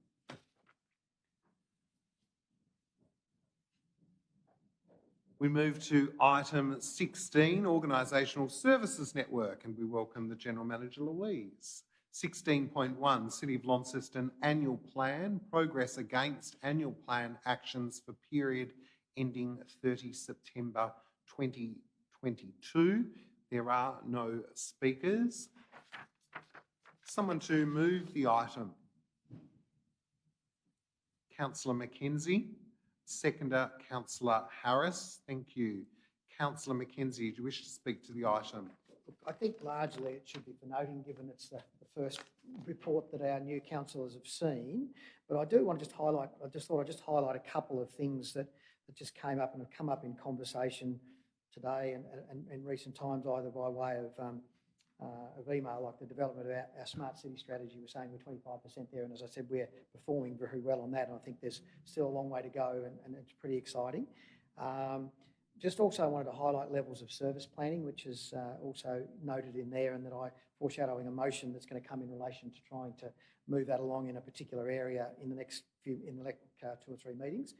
And again, given comment came up in one of the planning matters today, Launceston Heritage List Review. Again, that's been on our agenda for quite some time, and again, precinct planning and so forth like that, which was mentioned by one of the speakers today, is something that we're actually trying to put in place. It's taken a while, and I appreciate some of the reasons for that are in relation to the new planning scheme and so forth like that. But really, it's high time that we really get this moving, because we've had a number of places which have reasonable heritage listing, or heritage values, that have been demolished in recent times that maybe under a heritage precinct might be dealt a little bit differently. So I really encourage the council to sort of move that forward. I know we've got resourcing issues, but we've also put aside resources to do that, but I'd really like to see that come to action. And I think that's about it. Thanks, Councillor Mackenzie. Seconder, Councillor Harris. No, nothing. Any questions or contributions? Councillor Walker. Thank you, Mayor. And I do note, apart from the smart city organisational sort of matter there's such a long list of things that the council is now engaging in, and when we look at in the area of developing community connection with our community and region, looking to engage with our community on trails and networks, the Northern Regional Sports Facility Plan, Urban Tree Canopy Strategy, Smart Cities, as was mentioned, Open Spaces Strategy, and so the list goes on. So there's a multitude of work that is going on in that regard, because we know how diverse our city is and how many assets we do have under our control on behalf of the community. But I will certainly also mention the heritage work that is also going on when I scroll myself to it. The Launceston Heritage List Review, which is quite often mentioned and has been also mentioned by Councillor Mackenzie, I've been on the Heritage Committee for the last 4 years. I've seen the results of properties that have come before us as a planning authority that have no heritage protection, and we all know the end result of that process. It means the slow chipping away of something that is one of the few things that makes our city unique in Australia, perhaps, on a world scale, really. I'm not sure we can't compare ourselves to some traditional communities in Europe or in other places, but in Australia, we have this contiguous heritage, built heritage. Of course, we have other aspects to our city as well, and we do want to have modern facilities and all those things, but I'm convinced that we can have those. We can have the development and we can maintain our heritage, cultural heritage, European cultural heritage. But it hasn't happened in my time on council. For that reason, I haven't put my hand up to be on the Heritage Council, the Heritage Committee this time round. It's something that I'm passionate about, as I'm sure people may be aware of.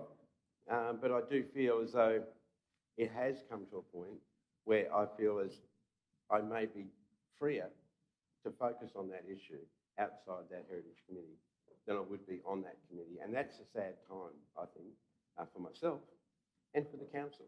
If a councillor is getting to a point of frustration that they cannot make a contribution within the parameters of our structures and has to step outside that process, then so be it. I'm quite happy to adopt to that process.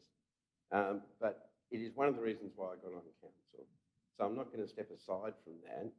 I'll continue to focus on it, and I would like an extension. Thank you, Mayor. Thank you. We'll seek to have an extension, but I'm going to ask you to confine your commentary now. I've let you have a free rein there to specifically the annual plan and the actions contained within. Someone to move an extension of time.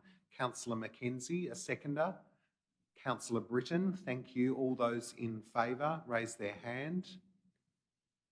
Those against? That's carried. Thank you. I will restrain my comments to the matter at hand, which is the annual general plan, and I will encourage with all vigour the council to continue and to complete the Launceston Heritage List review of precincts and to include those precincts in our statewide planning scheme, the Launceston iteration of the statewide planning scheme. Thank you, Mayor. Thank you. Are there any other contributions with regard to 16.1? Councillor Mackenzie, do you wish to close? We'll put the vote. All those in favour raise their hand. Those against? That's all councillors present, and the motion is carried. We're going to have a 5-minute break and reconvene at... Great, thank you.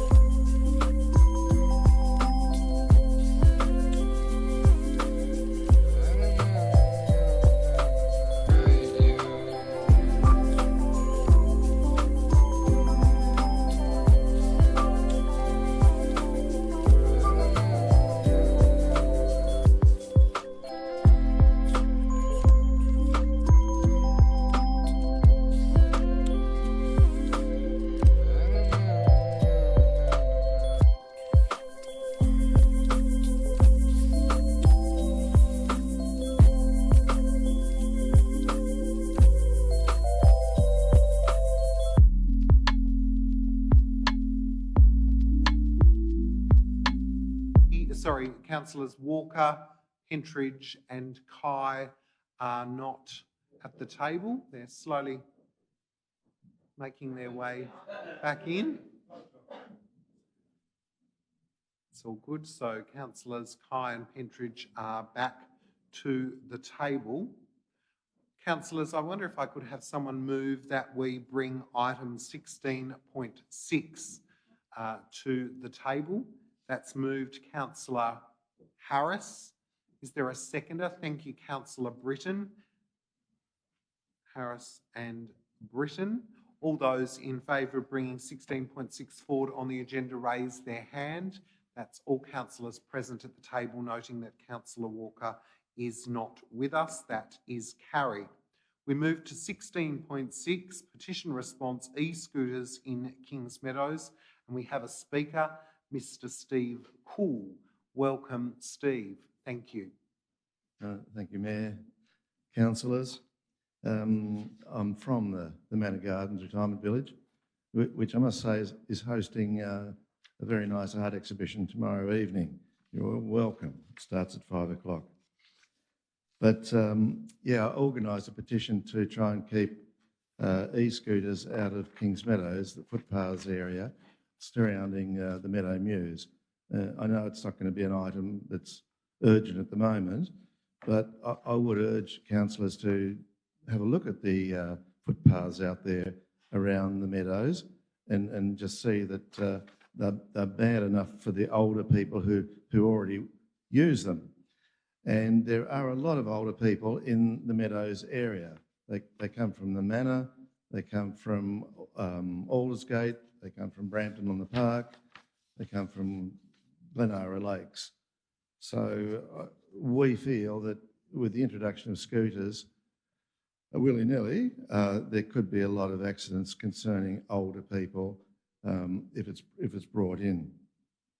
I did a quick little search on the internet, and since December last year to about a month or so ago in Hobart, there's been 10 scooter riders that have been sent to hospital, 15 have been banned, and 450 have been suspended, and 1,000 have been warned about their bad habits or bad behaviour.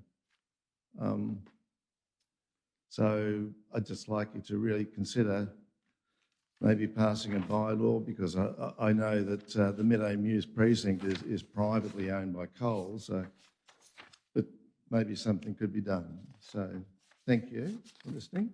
Thank you.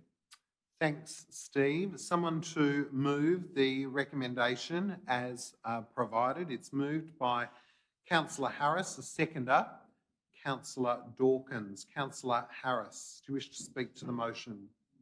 I will briefly. Obviously, the e-scooters is, part of that last mile of transport that we look and talk about here in Launceston, and in fact in cities all around the world.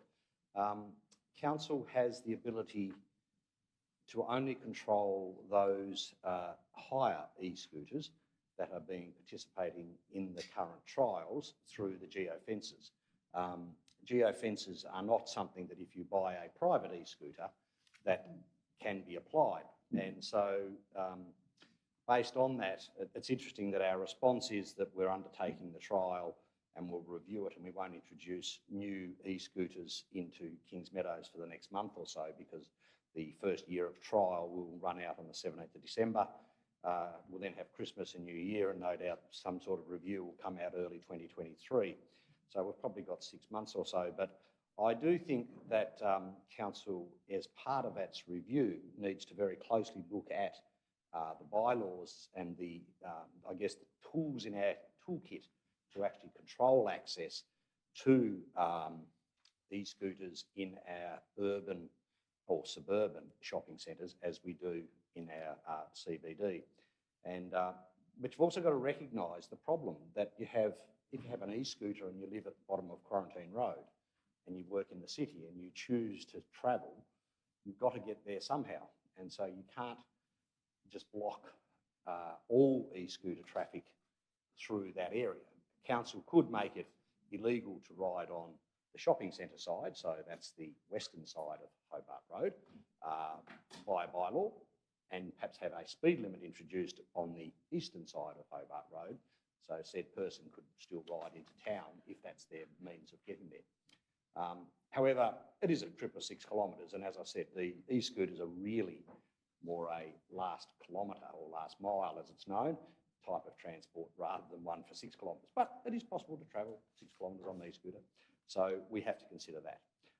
So happy to move this motion to receive the petition and the response back to it, but I do look forward very much to the next stage, which is very much the report into the e-scooter trial that we've been undertaking for the last 12 months here in Launceston, and how that would affect what our next stages are for the permission of where e-scooters can actually be ridden.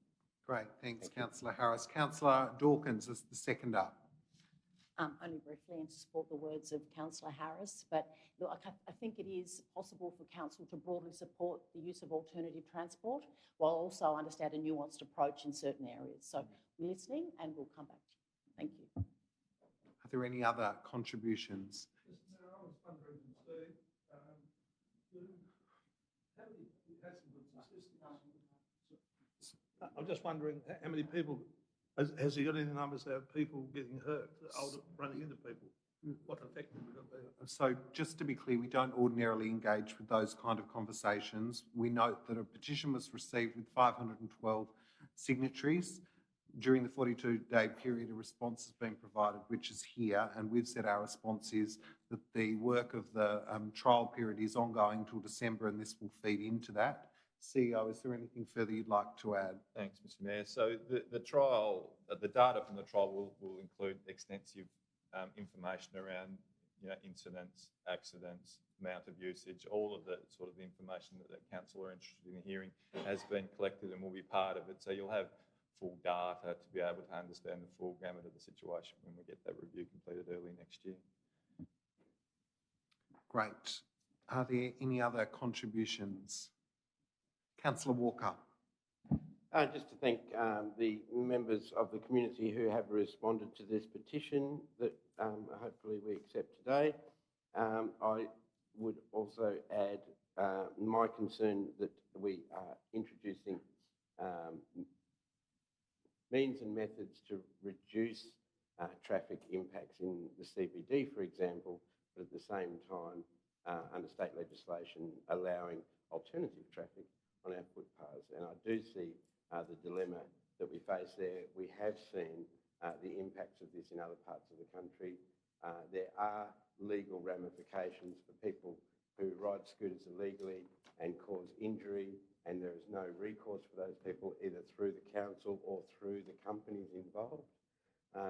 This is, a potential minefield, and I do believe that one simple solution that hopefully will be borne out in the study and the review is that in commercial areas where businesses or buildings meet the footpath and there's no avenue or room for people to even witness that a scooter is coming along before they've stepped onto the footpath, that they might be the areas of most concern where scooters could be conceivably removed. Thank you, Mayor. Thanks, Councillor Walker. Any other contributions? Councillor Harris is the mover. Do you wish to close? So just to be clear, a previous council has received the petition. This is the response noting that this will be considered as part of the holistic review at the end of the trial period. I'll put the motion to the vote. All those in favour raise their hand. That is all councillors present, and the motion is carried. We now return to item 16.2, record keeping for councillors policy. That council adopts the record keeping for councillors policy as detailed. Someone to move the recommendation. Councillor Mackenzie, a seconder. Councillor Harris, we're on page 52 for those that need the page. Councillor Mackenzie, do you wish to speak to the record keeping for councillors policy? I endorse it, but we're going to need training. So obviously, you're right, this was part of our induction and a good level of question was received. Councillor Harris, do you wish to speak to it? I will just say that, yes, as you said, part of our induction training that Councillor Mackenzie wasn't at. So there was some training at it, but I do agree that it's something that we will need to continually refine, I guess, as we go forward, to make sure that we are keeping the correct records and not keeping things we don't need to, but also making sure that we are keeping the records of things when, as we as councillors make a commitment to a ratepayer or otherwise, that is being recorded so that that can be followed up. Thank you. Great, thank you. Second to Councillor Harris. Does any councillor wish to make a contribution to the debate? Councillor Mackenzie, anything further? Other than my trite comment earlier, I think the importance of this is that Freedom of Information Act now allows people to seek information regarding what council has and hasn't said, and they can trawl through our emails and all sorts of different things. So the quality of our reporting, so the decisions that we make or commitments that we make are well recorded and easy for us to sort of look at it. So if we're defending something or we're needing to provide something for a court case potentially down the track, that we've got accurate information on which that's done. So this is a pretty important part of what we do. Thank you, Councillor Mackenzie. We'll put the motion to the vote. All those in favour raise their hand. That is all councillors present. The motion is carried. We move to 16.3. So what I'm seeking is to have a motion to suspend standing orders to allow us to finalise the nominations of councillors for appointment to internal and external committees. Someone to move that standing orders be suspended to allow for nominations of councillors for appointment to internal and external committees to be finalised. It's moved, Councillor Walker, and seconded, Councillor Harris. I'll put the motion to the vote. All those in favour raise their hand. That is all councillors present. The motion is carried. Standing orders are suspended. We now have a number of tasks to complete to finalise the nominations of councillors for appointment to internal and external committees. The first task is to conduct ballots to determine the nominees for our events sponsorship assessment panel. So I'm just going to move between my sheets here. For the events sponsorship assessment panel,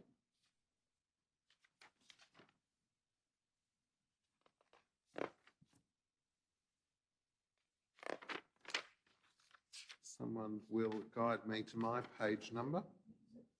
Thank you. So the event sponsorship panel. Where are we?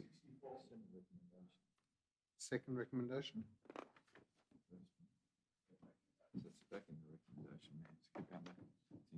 Oh, right. Thank you. In respect to the event sponsorship assessment panel, notes the panel's terms of reference, notes the nominations by Deputy Mayor Garwood, Harris, Councillors McMahon and Councillor Palmer have been received. So we're going to undertake a ballot. Kelsey, could I please have you explain the conduct of the ballot, please? Thank you.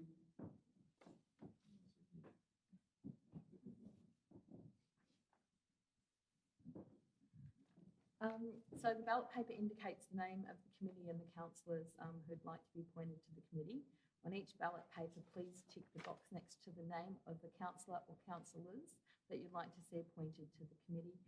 The ticks will be counted and the councillor or councillors with the most number of ticks will be put forward as the nominees for these committees. On the ballot paper, we've pre-marked and pre-put down names, so all you literally have to do is put the ticks in and it'll tell you how many at the top of each. We'll hand out all of the ballot papers for the existing committees so that we only do it once, but they are colour-coded. So we have event sponsorship is grey, transport committee is pink, and the Homelessness The advisory. homelessness advisory is yellow. So with regard to the number, in some instances, for example, the event sponsorship, you're telling us at the top of the form that we need to tick the relevant number of councillors that are required. So in terms of event sponsorship, that is 3. Okay, so let's distribute the papers. We'll clarify. Yes.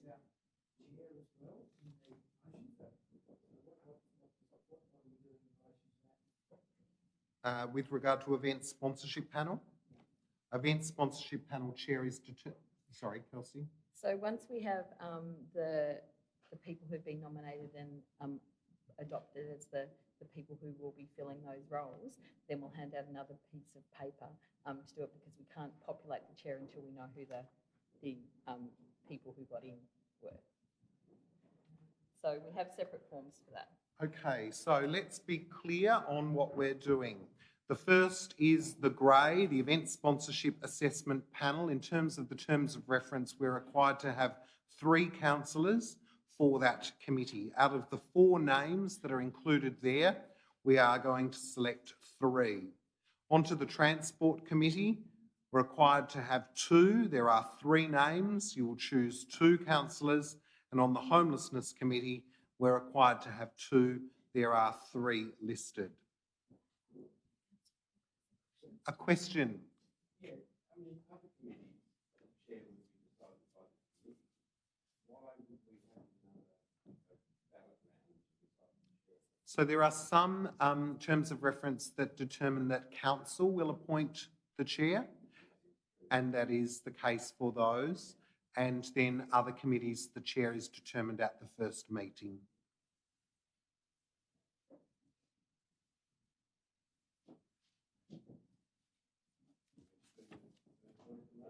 We'll do all 3 at the same time.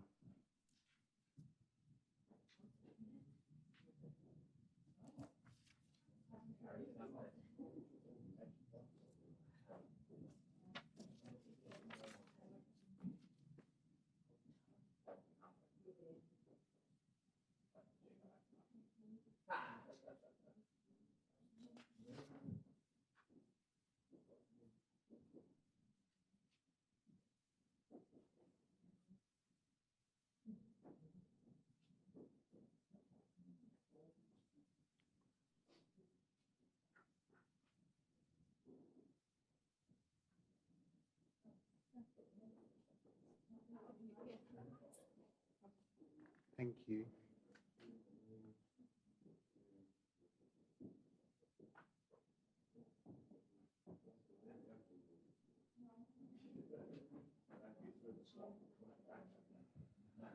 Now, whilst other return of results sometimes takes over a week, this one should be a little faster. Item 2, while the ticks are counted, we will deal with the second task, which is to nominate a chair of the Cataract Gorge Advisory Committee, Councillors McMahon and Councillor Walker. Do either of you wish to be considered as chair of the Cataract Gorge Advisory Committee? Councillor McMahon, do you wish to be considered as chair? You do not. Councillor Walker, do you wish to be considered as chair? Yes, I do. Thank you. Is everyone happy to resolve that Councillor Walker serve as chair of that committee? Thank you. The third task is to nominate a councillor to be appointed to the Communities for Children Kanamaluka in Launceston and the Tamar Valley. Anglicare Tasmania delivers the Communities for Children program as funded by the Australian Department of Social Services. The terms of reference for this committee have been circulated to you ahead of today's meeting after some struggle to get them to communicate with officers. The committee's final meeting for 2022 is scheduled for Tuesday, 12:30 to 2:30. I'm the current rep for council, and it is my intention to fulfil that commitment and attend that final meeting on Tuesday the 22nd. But is there someone who would like to nominate for this committee? It meets, I think, about every 6 to 8 weeks for a period of around 2 hours. Currently on a Tuesday. There being no interest, I'm happy to continue in that role if that's the will of our council.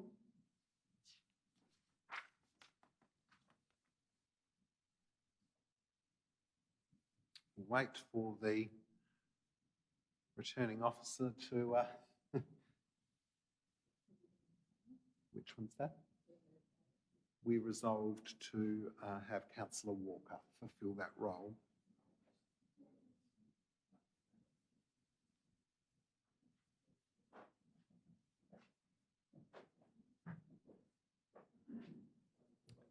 Talk amongst yourselves.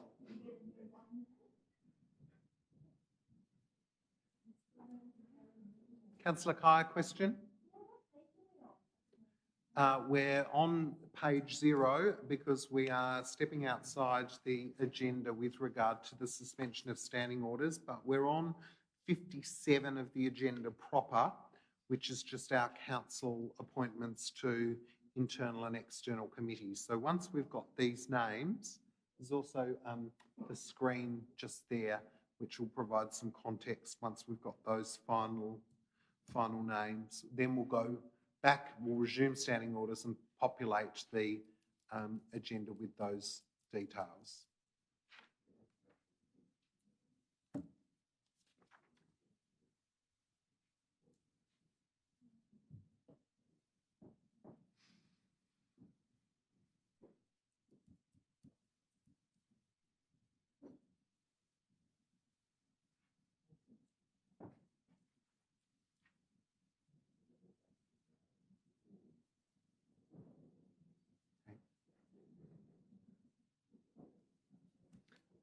Confused because they weren't on my... It's looking. No. I could see the grass. I'm like, where am I? I was looking in my boxes. Thank you. It's all good.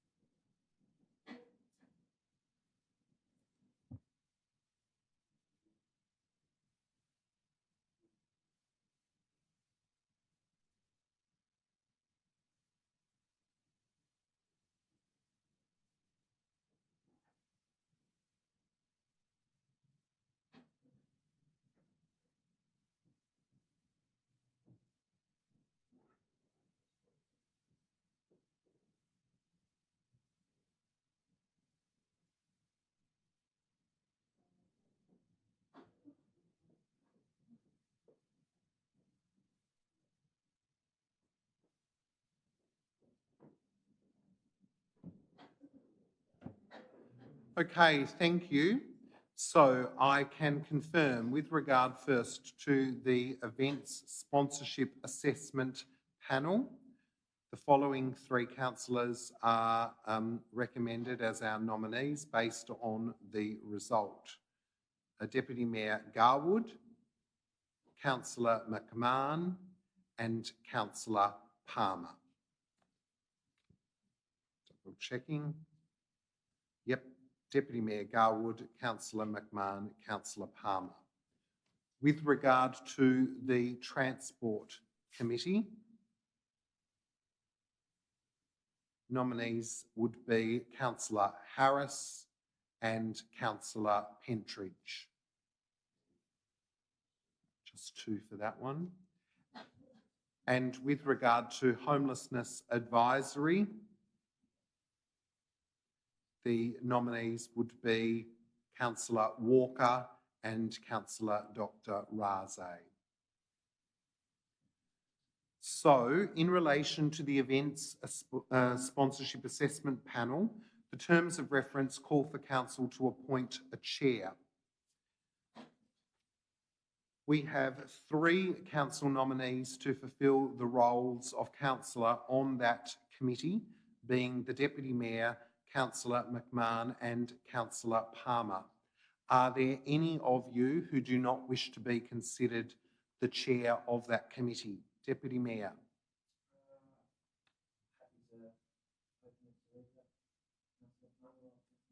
Councillor McMahon. Councillor Palmer.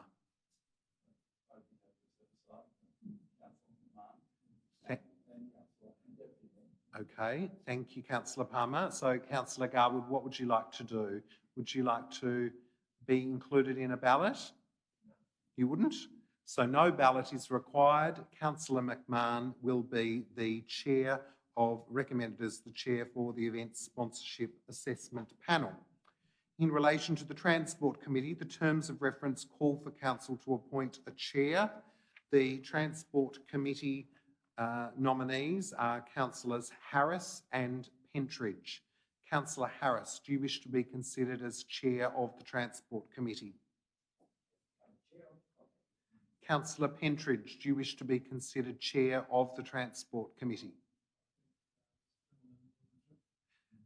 Thank you, Councillor Pentridge. There being 1 nominee for chair, Councillor Harris would be nominee as we move back into standing orders. In relation to the Homelessness Advisory Committee, the terms of reference call for Council to appoint a chair. Councillor Dr. Raze, would you wish to be considered as chair of the Homelessness Advisory Committee? Councillor Walker, would you wish to be considered chair of the Homelessness Advisory Committee?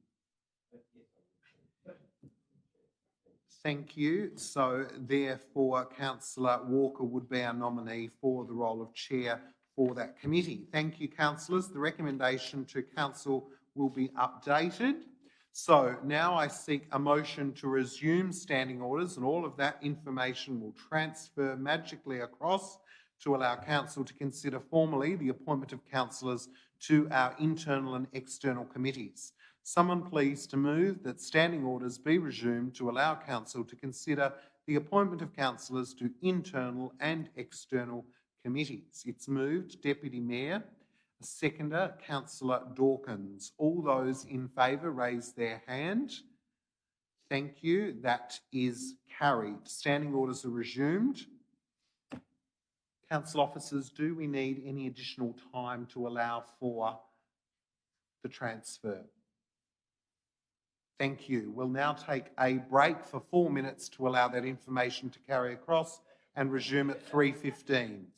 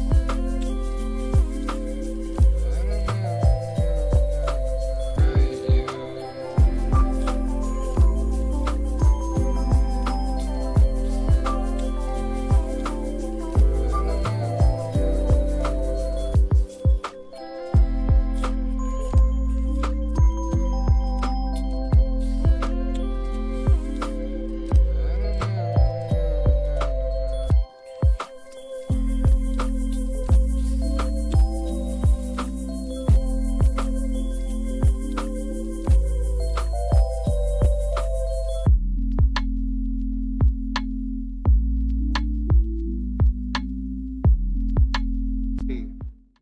At 3:17, item 16.3, council appointments to internal and external committees. I wonder, is it possible just on my screen just to scroll up a little just so we can triple check?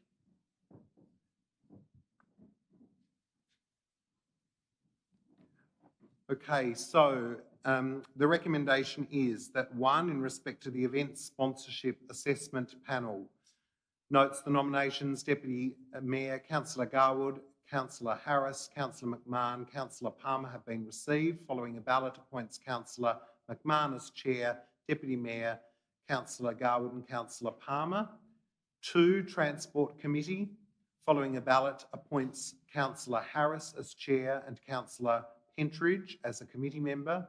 3, in respect of the Homelessness Advisory Committee, notes that following a ballot, appoints Councillor Walker as Chair and Councillor Raze as committee member.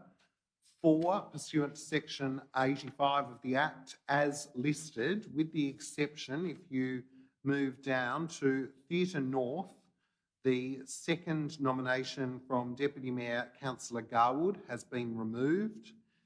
University of Tasmania, Councillor Kai has withdrawn her nomination there. The Economic Development Working Group, Councillor Kai has withdrawn her nomination there. And you'll note at the bottom we have added the Communities for Children Kanamaluka with respect to me being our appointee there. Someone to move 16.3 as displayed on the screen. Moved, Deputy Mayor Garwood. A seconder, Councillor Palmer. Deputy Mayor Garwood, do you wish to speak to the item? Councillor Palmer, do you wish to speak to the item? Any contributions from councillors? We'll put the vote. All those in favour raise their hand. That is all councillors present. That is carried. Thank you for your work there, and thanks to our admin team for facilitating a smooth process. Let's move to 16.4, Council Meeting Times Policy. Someone to move the recommendation that Council adopts the Council's meeting frequency and commencement time policy as included. It's moved, Councillor Harris.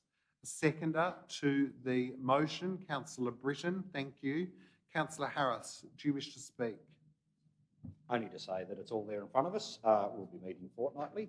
And I did notice that in the next year, we won't have the little gap around show day, which is always a good thing. We'll have miss out on a workshop rather than a council meeting. So that's the policy for what we're voting on. Thank you, Councillor Harris. We'll be booking your trip tonight. So, Councillor Britton, do you wish to speak to the item? Does any councillor wish to speak to the item? A question, Councillor Walker. Thank you, Mayor. The policy states that the first meeting of a council committee will be convened on a day and time to be determined by council by absolute majority. Does that mean we will be doing that at a subsequent meeting? So the meeting schedules, the committee schedules are in there as well as the council ones. I didn't scroll far enough. The committee meetings, where are they? The CEO? Thanks. Obviously, we're trialling the bus trip in a different time as when we would ordinarily have committees scheduled. So again, it really is something that we will pull forward when we have some clarity around it. So. Yeah, it's just in there as part of the policy that the first meeting will be decided by council. I mean, not just any old council, full majority. Council. Yeah. General Manager Louise. Thank you for the question, Councillor Walker. In the instances where council establishes a committee and terms of reference will often speak to the first meeting of that council committee, which is a decision of council as to when that committee would be first meeting, and all of our current arrangements are in place on that basis. And I know there is, thank you for that answer. I know there is a desire for committee meetings to be on the Thursday of council meetings. council week? Yeah, not workshop meetings. But, you know, previously we've had committee meetings all over the place. Is it, I mean, do we believe it's feasible that we could do all meetings on a Thursday? Leanne, I don't think it is. It's a rhetorical question. It's a good opportunity for explanation though, and I'll ask Manager of Governance, Leanne, to respond. Thank you, Councillor Walker. In the policy, the reference to council committee meetings refers to council committees established under section 23 of the Local Government Act. We currently don't have any of those at the moment, but this policy explains how they will be managed when they do come forward to the council. An example of a section 23 committee would be a committee established to conduct a hearing to amend a sealed plan. So at the time that a decision was asked of council to establish that committee, we would then seek a decision around the day and time of the meeting so that we can comply with the requirement in the LGA that the meeting only starts before 5 p.m. if there's a decision of council. And Leanne, with regard to committees generally, it's not the desire that all council committees will be occurring on the same day. Is that the case? That is the case. Following council's consideration of this report and the next report, we will go away and try to schedule the committee meetings moving forward, hopefully for the next 12 months, so that that's very clear and transparent in everyone's calendars. Thank you, that's appreciated. Are there any other questions? Councillor Walker.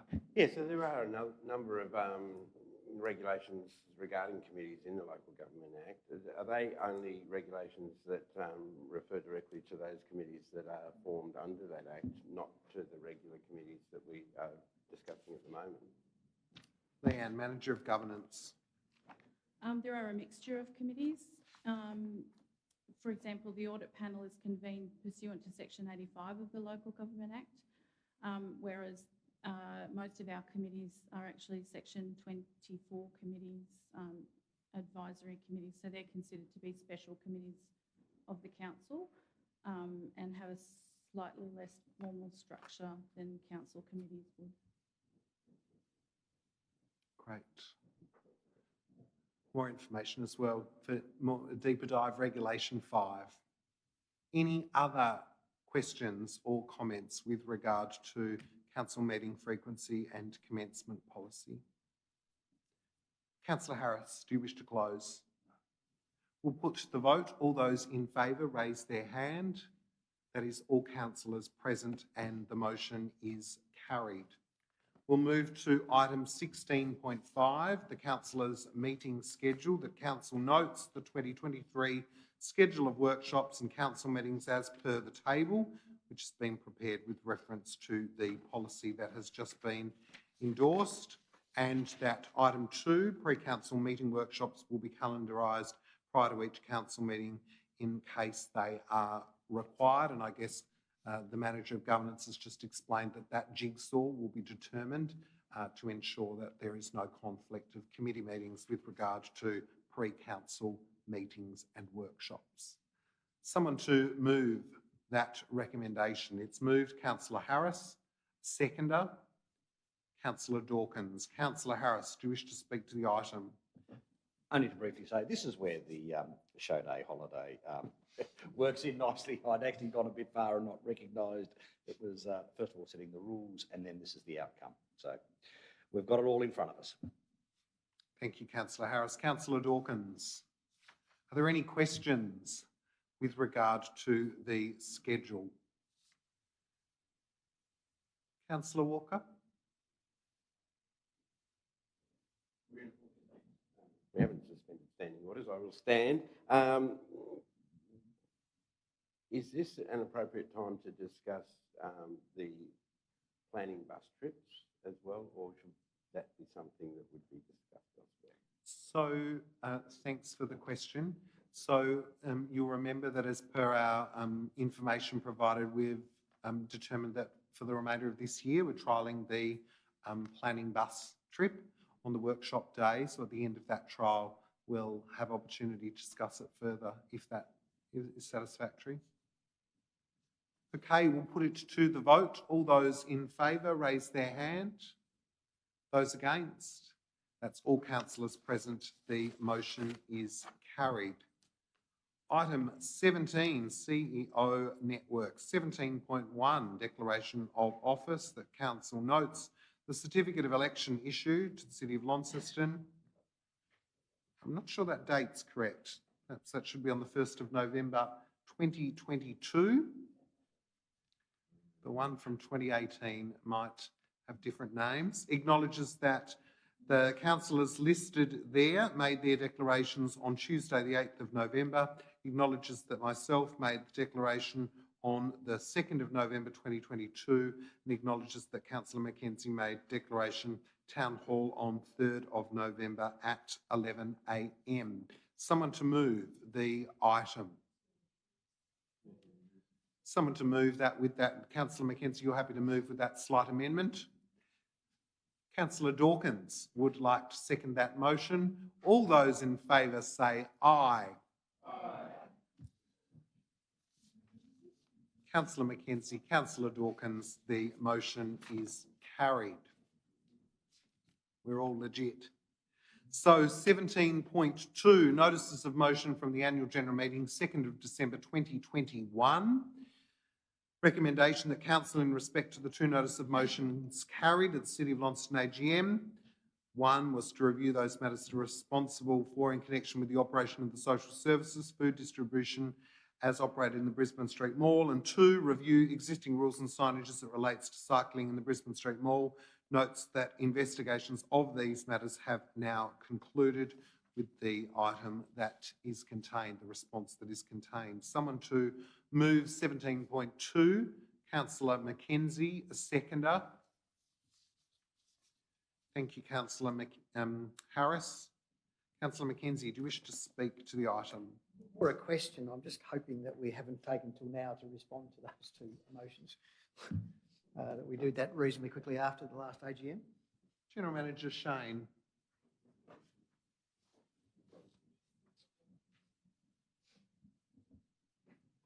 We did respond after the AGM. This is just the formal completion of the task. Councillor Harris, do you wish to speak to the item? I will. Just in regard to the signage for the Brisbane Street Mall about cycling, it isn't very clear to most cyclists where those signs are. And in fact, when I was campaigning in the mall, a number of people mentioned to me why aren't there more signs? And when I finally found the sign, it's not particularly obvious that the cycling is banned between 9 a.m. and 6 p.m. In the mall. And so it was just interesting that they did a desktop review of the use of bikes and skateboards. Having said that, I didn't see a lot of skateboards or cyclists, but there were a couple in the couple of hours that I spent there each Friday. So I'm just sort of wondering whether in fact we need to have a few more signs that might be a bit bigger because it is contained with other information at the eastern end of the mall. I'm not sure if there's one at the western end. Thank you for that perspective. Are there any other contributions? Councillor Mackenzie, do you wish to close? We'll put it to the vote. All those in favour, raise their hand. That is all councillors present. The motion is carried. That brings us to the end of our first meeting. Can I thank you most sincerely for your support and cooperation there, and look forward to seeing those of you who are able to make it at the Theatre North launch this evening. Good afternoon. Meeting closed at 3:31.